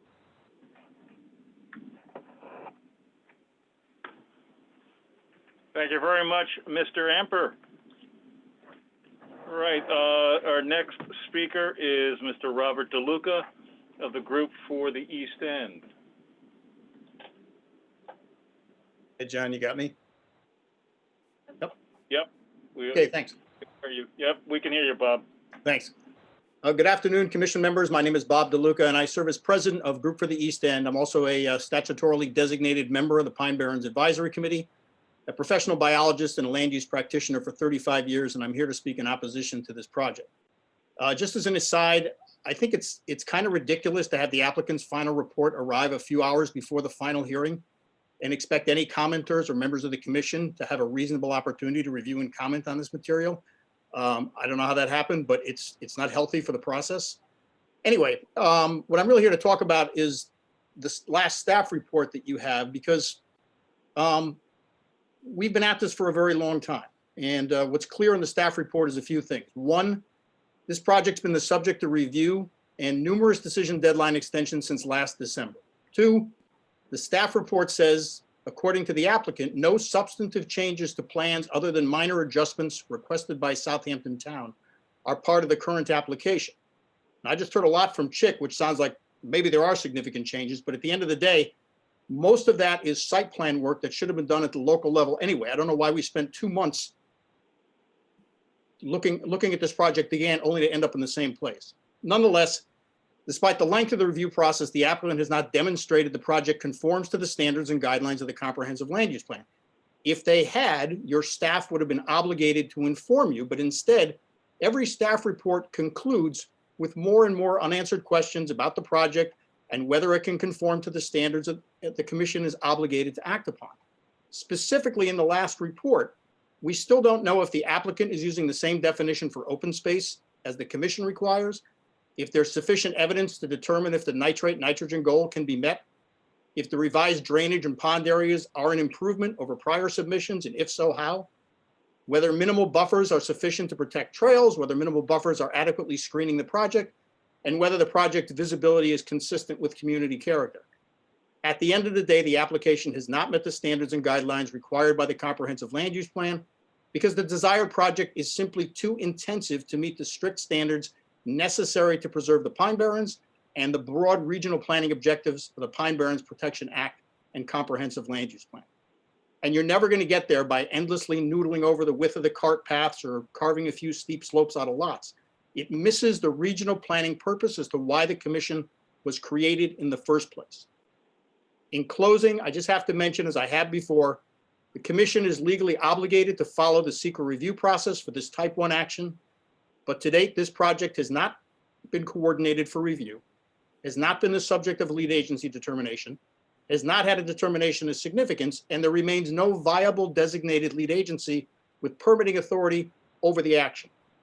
I suspect the lack of attention to this issue will prove a fatal and reckless mistake in meeting the legal requirements governing environmental review, but all I can do is point it out to you, and I have. For all these reasons and those previously stated, the commission should end this review, deny the application because it's simply antithetical to the regional planning and conservation goals embodied in the Long Island Pine Barrens Act and its comprehensive land use plan that so many of us have worked for decades to responsibly implement. The applicant can always come back. I thank you very much for your time and attention. Thank you very much, Bob. All right, our next speaker is Mr. Bill Kearns. Mr. Bill Kearns. Good afternoon, Madam Chair, commissioners, staff members, valued staff members. Thank you for your diligence and professionalism relative to this matter. The June plan, the July plan, the August plan, the September plan, the October plan. When does it end? When does it end? Are we as citizens and residents of this town supposed to be reading weekly new introductions, new modifications to the plan? Last month, Supervisor Schneiderman said he was taking his environmental expert out into the hills and investigating the slope. And evidently that was done. He says this afternoon, what more can be done? When does it end? When does it end? My name is William Kearns. I live adjacent to the Pine Barrens property. And this February, 10 years will have passed since a group of Spinney Road residents gathered in the East Quogue School to unite and voice their opposition to this project. Those 10 years point out to me both the critical importance of preserving the Pine Barrens and the inherent problems with this project since its proponents, despite their best efforts, have not been able to push it over the finish line. This project was rejected by the elected Southampton Town Board. If that vote would have been held today, another town board member would vote against it as he made his opposition vocal during his campaign. Elected officials, not politically appointed planning boards and zoning boards of appeal, have reviewed this project for 5 years before voting it down. It has been 12 years since the DEC declared Shinnecock Bay an impaired body. And since that declaration, the bay has worsened and has become toxic. The surrounding areas in Riverhead and Southampton, areas adjacent to this project, have been declared Superfund sites. And I'm sorry for being redundant here. The Peconic Bay scallop no longer exists. And the water in the aquifer underneath my home is undrinkable due to the nitrogen. As such, The dated comprehensive plan the developer uses to site a golf course, a business entity not allowed in the Pine Barrens, as potentially permissible, is no longer applicable. The past 5 years have brought environmental havoc that the comprehensive plans developers had no way of foreseeing. The Southampton Town Board voted this project down because of its feared future cumulative effect on the environment. The day has arrived. There is no denying, not just in Southampton, but in the surrounding towns, it is a regional issue, it is a regional problem. I have been waiting for the day when the developer does not have to ask for an extension or delay of any Pine Barrens Commission decision on this project. To date, as Mr. Amper pointed out, there have been 6 requests by the applicant, despite their assertion that this project is shovel ready. Why do we inherit design flaws to continue to resurface? Will we as residents and citizens be able to comment and review their final proposal if an acceptable one is ever put forward? The word compatible is defined as the ability to exist or occur together without conflict. The assertion that this application is compatible to anything, that it is in the compatible growth area of the Pine Barrens, is ludicrous. If allowed to proceed, this will become the benchmark for future destruction, as a precedent will be set for development. Compatible growth here is not possible, as there is simply too much conflict, and the danger of further destruction of this pine forest and our drinking water increases. I ask that you vote this project down. I believe your stewardship of the Pine Barrens relative to anything this monumental in size calls for this vote. The risk-reward scenario here is that the present-day residents and future generations are asked to assume all the environmental and health risks, and the beauty that this forest manifests will be torn away tree by tree. The reward side of the equation will manifest itself to a few, the developers, in the form of financial gain at the expense of the Pine Barrens. Thank you. Thank you, Mr. Kearns. Our next speaker is Ms. Marissa Bridge of the East Quogue Civic Association.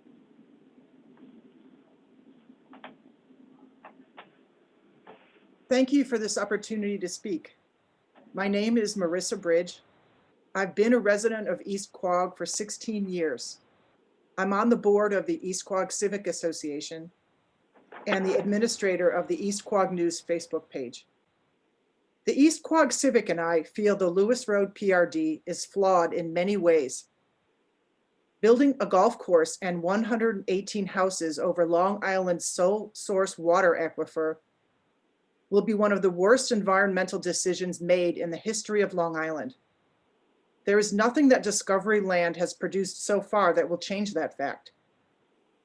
And the influx of hundreds of new owners, who no one can stop from becoming full-time residents if they choose, will overwhelm the community of East Quogue, its roads and its school, and change the character of the hamlet forever. Allowing this project to continue is contradictory to everything that the Pine Barrens Commission was created to protect. Please don't let approval of this project be your lasting legacy. History will not look kindly on this. Put aside your political aspirations and affiliations and make what is the responsible decision for the future generations of Long Island residents and deny the current application for the Lewis Road PRD. Our goal is to have this area be preserved in perpetuity for the sake of clean water and land for all of Long Islanders. Thank you. Okay, thank you very much, Ms. Bridge. Our next speaker is Mitch Pally of the Long Island Builders Institute. Mr. Pally. Thank you, John. Thank you, members of the commission. It feels like deja vu all over again, except it's not. Deja vu means you do the same thing over and over. But this is not the same thing over and over. This project, which meets all of the standards of the Pine Barrens Commission and is in the compatible growth area, is being made better and better and better by the developer's insistence that a variety of new environmental benefits be prepared for this commission to review. regarding grading options, consolidated open space, and steep slopes. But more important than that, over the last 50 years, and some of us have been around over the last 50 years, including my other graduate of Albany Law School, Assemblyman Thiel, we realized that the Pine Barrens Commission was created not to stop development.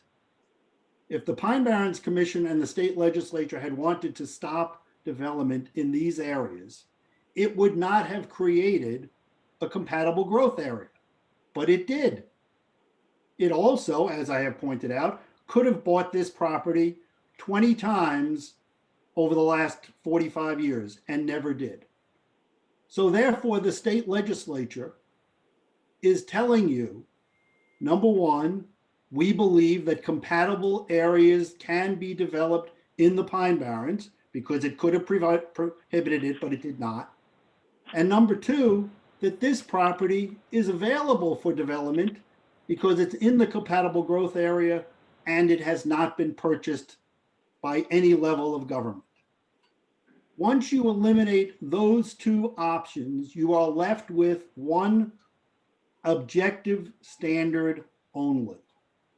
Does the development meet the standards of the land use requirements of the Pine Barrens Commission? That is the only question there is, not whether it should or should not be available, but that is the law of the state of New York.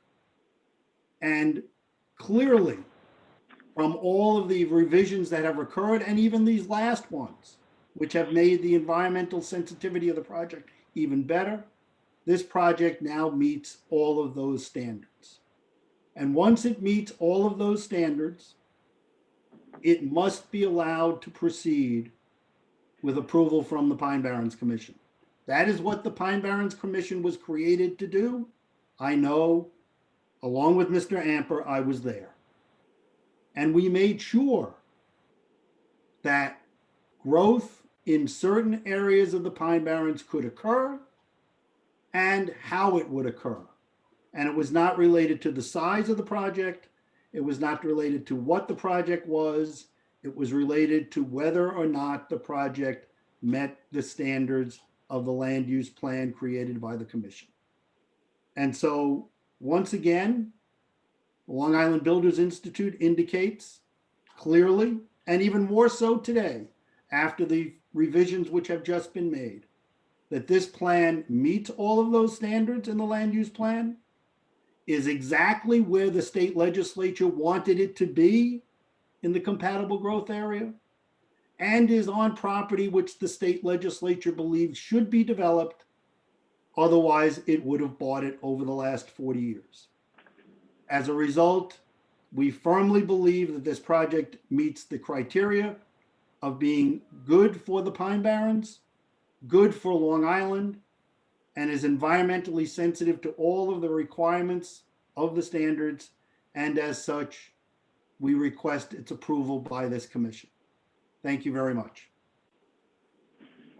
Thank you very much, Mitch.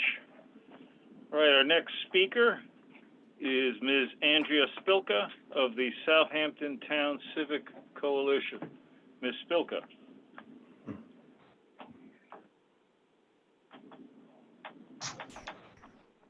I'm trying to unmute me. Whoops.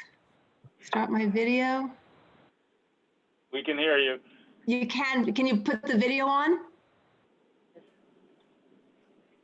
The video is on. Oh, there it is. Okay, great. Just put a face to the voice. I'm Andrea Spilka. I'm the president of the Southampton Town Civic Coalition, and I appreciate the opportunity to speak. Discovery's proposed golf resort in East Quogue is really a square peg in a round hole. From day one, the problem with the proposal has been their desire to create a high-end golf resort in this most important, sensitive location above our aquifer, adjacent to the already impaired Weesuck Creek and Shinnecock Bay.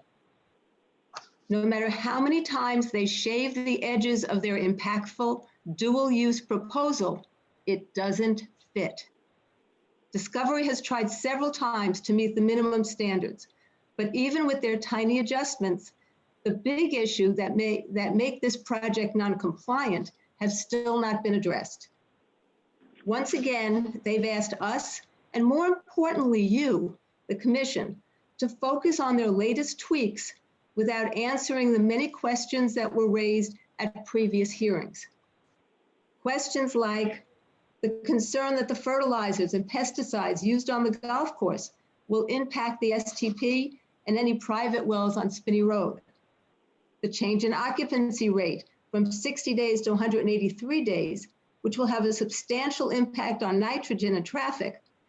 How will you evaluate the impact of these changes? How much nitrogen will really be dumped into the aquifer and Weesuck Creek? Dr. Chris Gobler's recent testimony highlighted his very real concerns. In addition, how will this development contribute to flooding in the area with climate change causing such a dramatic increase in impactful hurricanes? In moving the golf course to the south, the developers, have subsumed the Spinney Road homes inside the resort, and they've reduced the size of the buffers. They've placed the STP close to their homes, as well as the homes of the affordable housing renters. How will these existing homeowners be protected? In addition, the staff report indicates important concerns that the minimal buffers don't adequately screen the project. I've taken a quick look at today's submission, and to my mind, their responses are still inadequate. The safety problems with the narrower 40-foot roads have not been answered. The impact on traffic flow and emergency vehicle access is an ongoing, very real issue. The last iteration of the golf course didn't seem playable. This latest tweaking has done nothing to improve the layout. In trying to meet the standards, at least on paper, Discovery plans to leave existing ground cover in locations that will frustrate the average player. Most likely, that ground cover will be removed and therefore should no longer be considered open space. It's unlikely that the plan as presented on paper will be workable. How will the Commission and/or the town monitor changes during and after construction? What's the impact of a proposed world-class golf course on water usage? The owners of the neighboring East Coast mine have requested an expansion. We still haven't seen any information on the impact of this expansion on the development, especially when you consider Suffolk County Health Department's very real concerns about that. Basically, there are no real benefits to the community other than benefits to the developer. On behalf of the coalition and its members, I respectfully ask you to examine both the small changes that Discovery has just submitted, the answers to all of these unanswered questions, along with the very large impact of approving this proposal and the precedent it will set. We ask you to vote this project down. Frankly, we don't have the luxury of a do-over if our concerns are realized. The future of the entire South Fork depends on it. Thank you very much. Thank you, Ms. Spilka.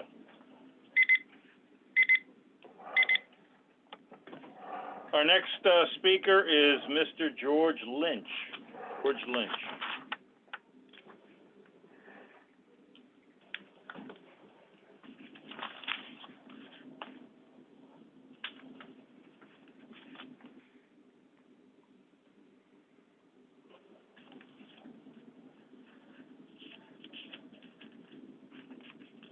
Is he unmuted?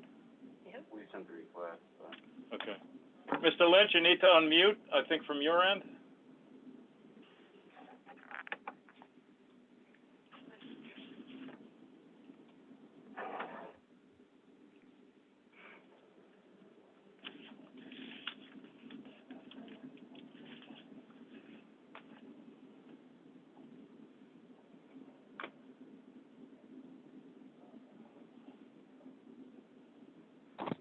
John, why don't you skip him and go to the next person, and we can come back to him. Oh, is he unmuted now? Wait. Can you hear me Yeah, now? of course. Can you hear me? Can you hear me? Reset his clock. Yes, we can Very hear good.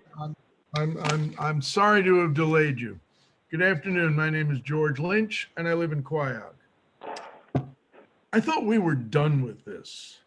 A long time ago, when Southampton Town unequivocally turned down the project, I thought that was it. But here it is, almost 2021, and we're still at it. I'm going to adopt Assemblyman Thiel's approach and just look at broad policy considerations. I say this is basically the same proposal that Southampton rejected.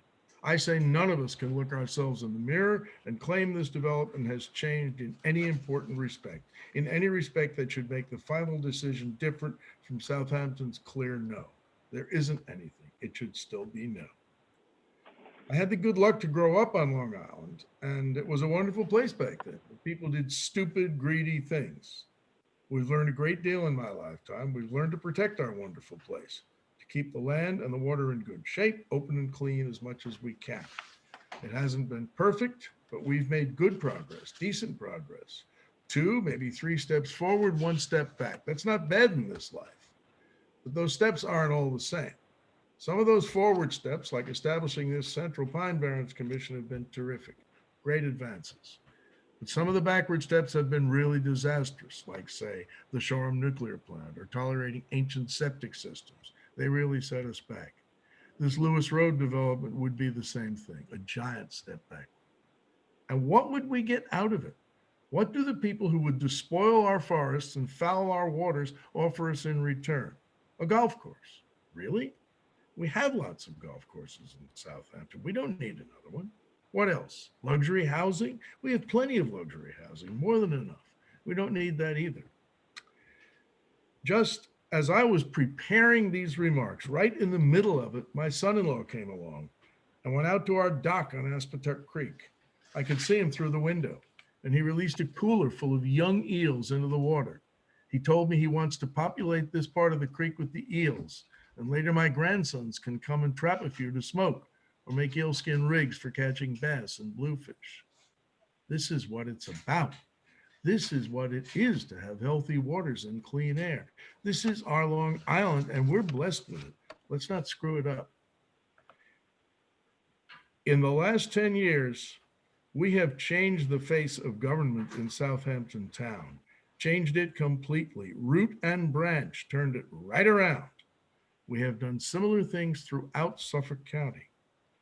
We didn't do all this by just sitting back and letting bad things happen to the people. We took action. We worked hard and we were successful.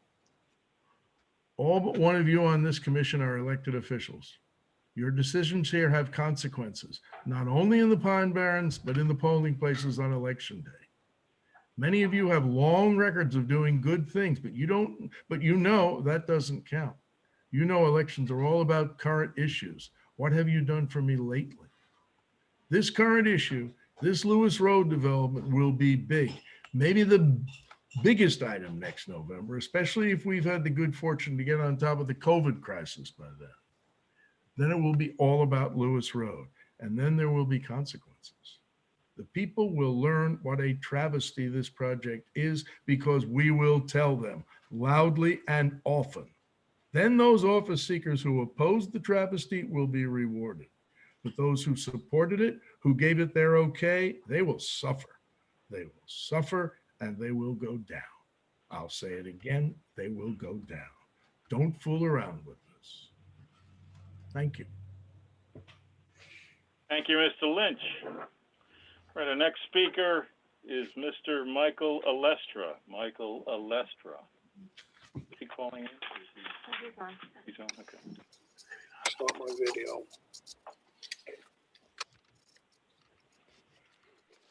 Good afternoon.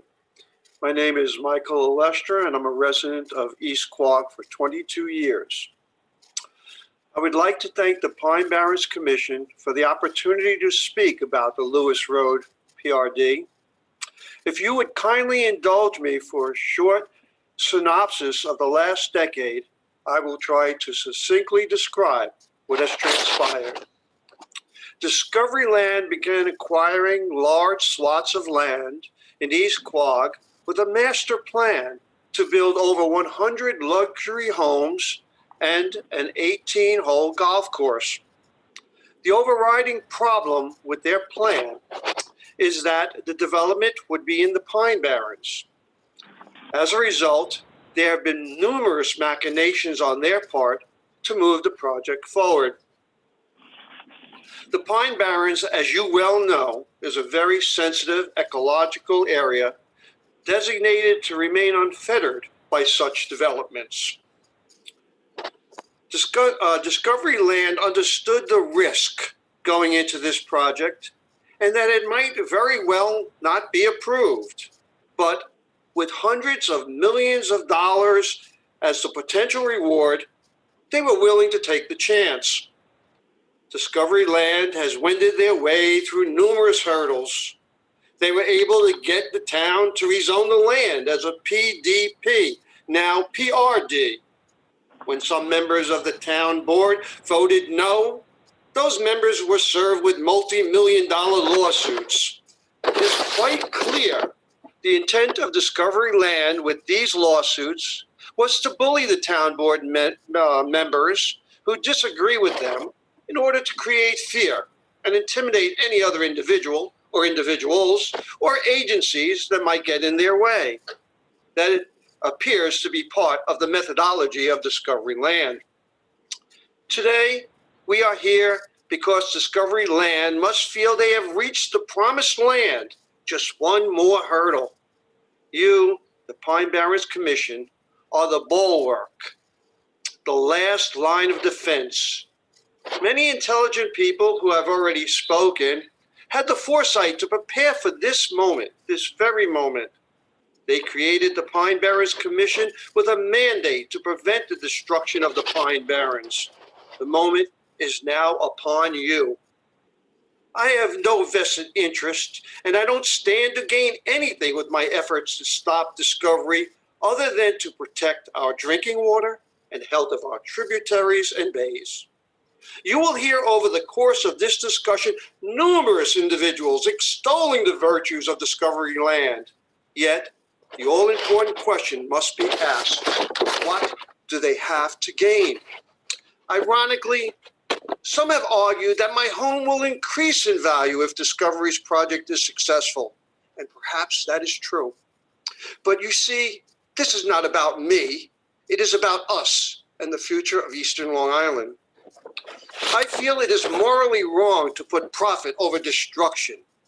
The destruction of the idyllic, pristine Pine Barrens, to further jeopardize our drinking water and further compromise our bays. For what? For profit? In my heart, I know that Discovery Land must be told no once again. I hope in your heart you feel the same way. Again, one must remember Discovery Land knew that they were taking a giant risk to get this project approved in the Pine Barrens. They rolled the dice, hoping for a giant payday. Ultimately, they will not lose if the project is rejected, but the inhabitants of southeastern Long Island will forever be saddled with a great loss if the project is approved. Please vote no and stop Discovery Land. Thank you. All right, thank you, Mr. Alestra. Our next speaker is Ms. Liz Jackson. Liz Jackson.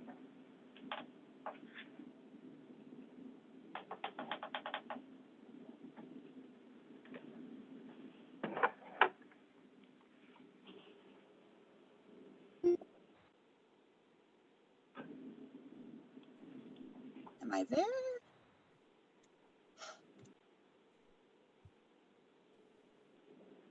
We can hear you. Oh, there we go.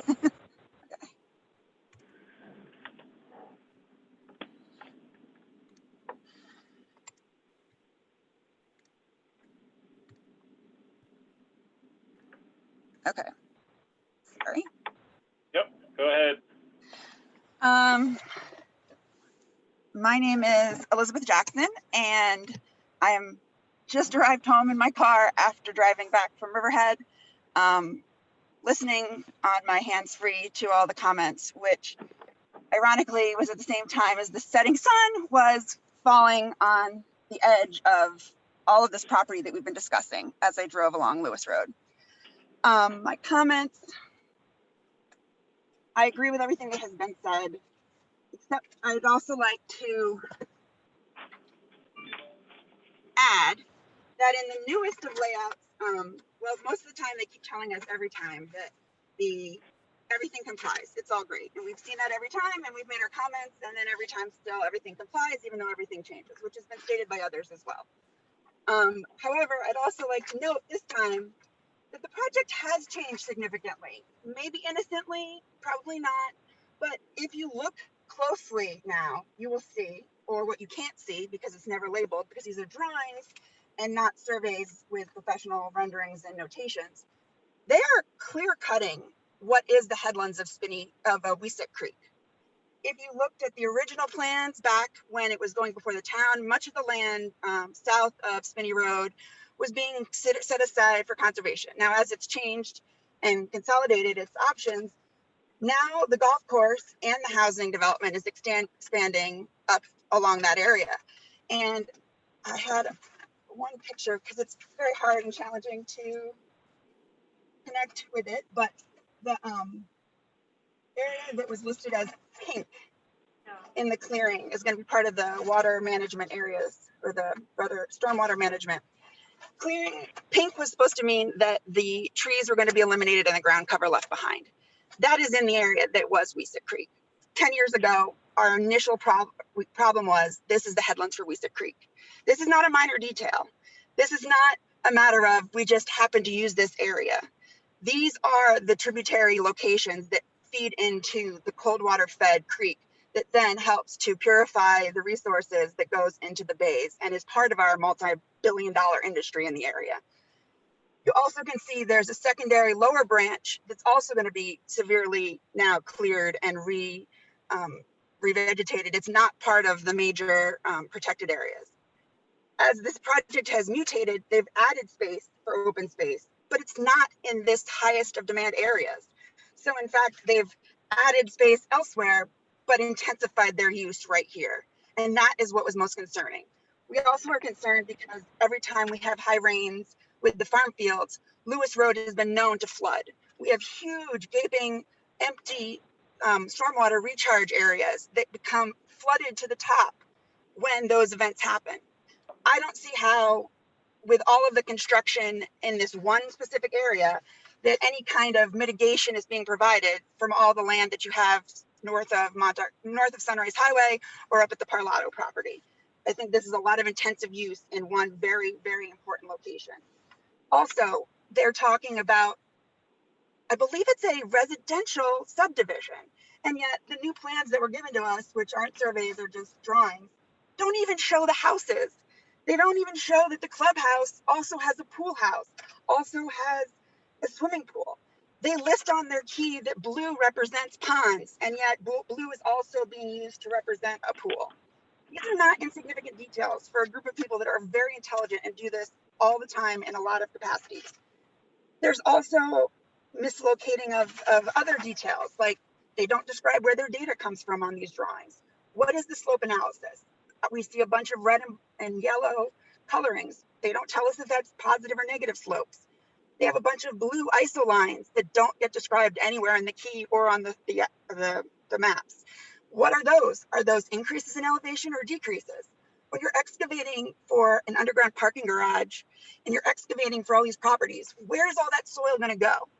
Are they going to take the soil and put it onto all the residential parcels to create a castle in Spinney Hills? Or what are they going to do with it? Are they going to level it into areas that were otherwise used as natural recharge areas?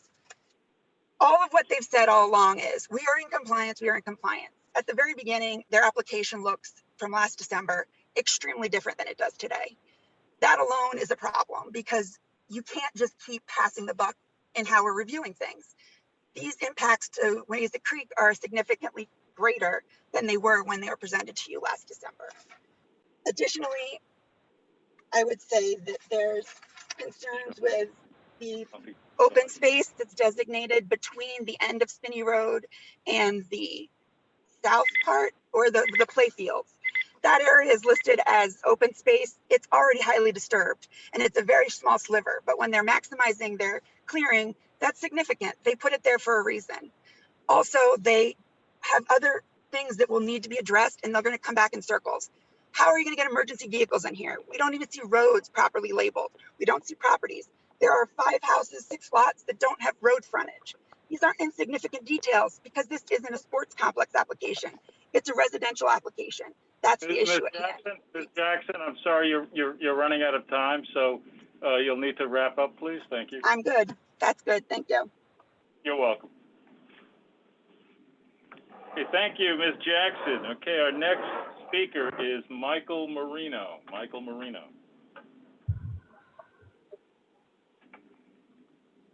Hello, my name is Mike Marino. I'm a resident of East Quogue. Can you hear me well? Yes. Okay, thank you, commissioners, for the opportunity to speak. Thank you also to the strong factual opposition brought here today by ungainful people, which demonstrates clearly that this golf course is a bad idea. At the beginning, during the exchange today between your commission and the developer's representative, I felt like I missed something. When did we go from, if you're allowing this project, to minute details on how it's being done? I missed that. But it seems like the sky's the limit if you have the money to burn. Money makes money, so they say. An average person wants a pool variance or a second-story addition, and the rules must be followed. But a deep-pocket company can consider building a separate golf course neighborhood above our reservoir and upstream from our aquatic paradise, Weesuck Creek, which, by the way, has its surface source right up in the development area. Check Google Maps. This creek is an incubator for sea, land, and bird life. The human interest in Shinnecock Bay drives our local economy. The economies feeding the planned pesticide-soaked golf course are not local. This golf course is proposed only to generate interest in the building lots, where no interest exists. Permission would be a gift to a developer at East Quogue's risk and expense. Our elected town board disapproved this. The citizens of East Quogue voted down a zoning village. Only appointed boards have moved this forward, and I might add, with strong resistance within those boards. In politics recently, I heard of truth decay. Well, here we have tooth decay because these boards seem to have no teeth. Your mission statement: to manage land use within the Central Pine Barrens to protect its vital groundwater and surface water. Current Long Island residents will not benefit from this golf community because private community is an oxymoron. Please do not allow a golf course development in this area. Thank you. Thank you, Mr. Marino. So at this time, if you have not had an opportunity to speak and you did not pre-register to speak, but you are logged in as a Zoom participant and would like to speak, please indicate your interest in the chat window. We'll take a few moments to provide you this opportunity if you would like to speak. And if there are multiple folks, we will create a list out of that and call on you in alphabetical order. So just take a few moments. If there's anybody who is listening in on the Zoom, participating in the Zoom, who would like to speak, who has not already done so. Anybody? Nope. Okay, so there's no one on the Zoom. What's that? We've already, covered I think we've already covered, the applicant hasn't had an opportunity. We're looking for other folks at this point in time. So, are there any other folks? Do we go to the phones? Anybody who's called in at this point? Yes, these are the numbers, John. Okay, so what do we do, one by one on those? Just ask. Okay.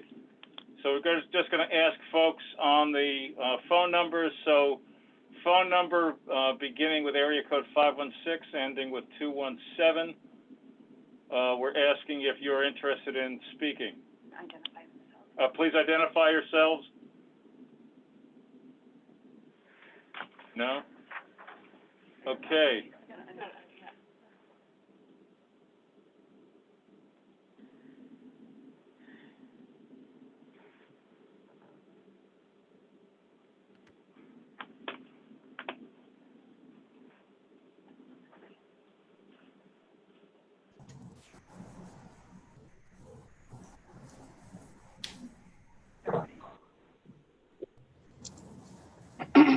Okay. Okay, are there any folks on the phone who would like to speak? Which one? Phone number beginning area code 631, entering in the number 471. 471. Going once, going twice. Okay. Next phone number, beginning area code 631 and ending in 703. Are you interested in speaking? Okay, number beginning with area code 631 and ending in 907. Are you interested in speaking? Okay, and finally, phone number beginning with area code 917 and ending in number 113. Are you interested in speaking?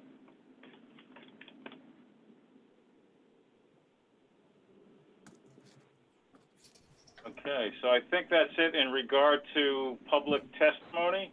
We have not, we've gone through all the speakers and all the Zoom participants.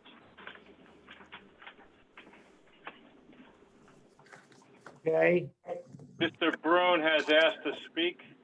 I don't know if that's appropriate because the applicant's been given an opportunity to speak. You don't get two bites at the apple.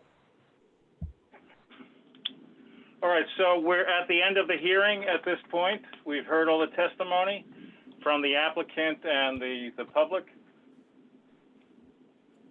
And at this point, I guess the question to the commission is, do you wish to close the hearing at this point and leave the public comment period open for a period of time?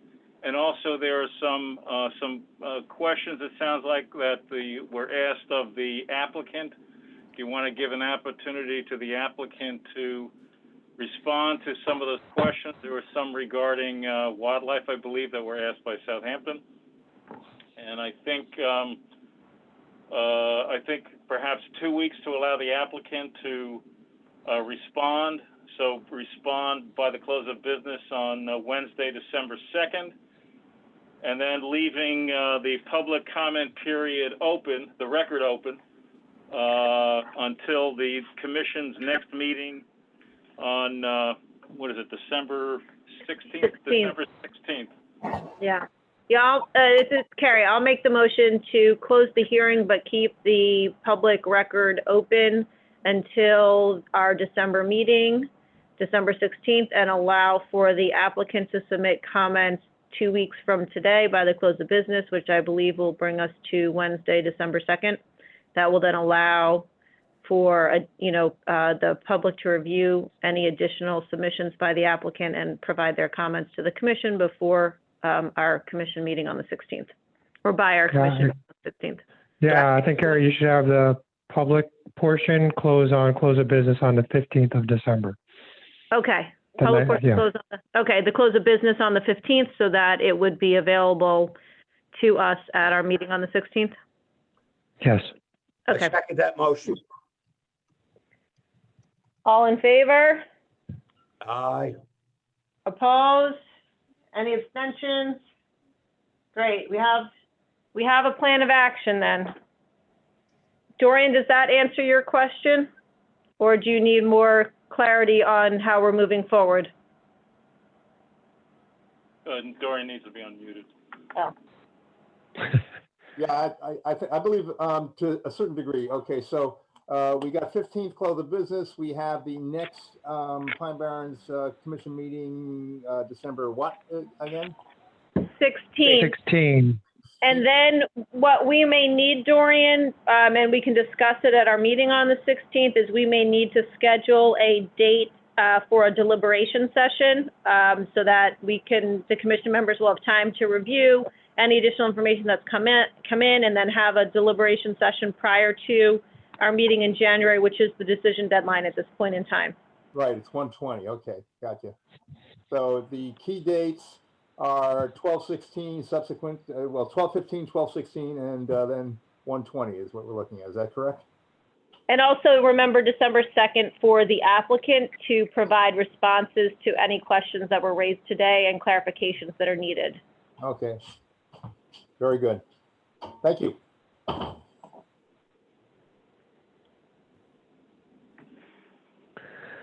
The hearing is now closed. Yes. And Thank you, Ms. Stenographer. You've done an excellent job again, and you're free to go. And thank you, everyone, for your participation. Carrie, the meeting can resume on the regular agenda. Yeah, I don't believe we have any other regular agenda items unless I missed something. Did anything change? Do we have anything after this? No. Okay. Need for a closed advisory session to discuss some enforcement matters and then some potential litigation items. Okay. I move that we adjourn, and after our adjournment, that we go into executive session. And after executive session, we come out and conduct no further business. Second. Second. Okay, all in favor? Aye. Opposed? Any abstentions? All right, so thank you everyone for participating in today's meeting, and commission members, we will reconvene in a few minutes on our separate closed advisory session number. All right, thank you, folks. Talk to you in a few. No, I can get it off.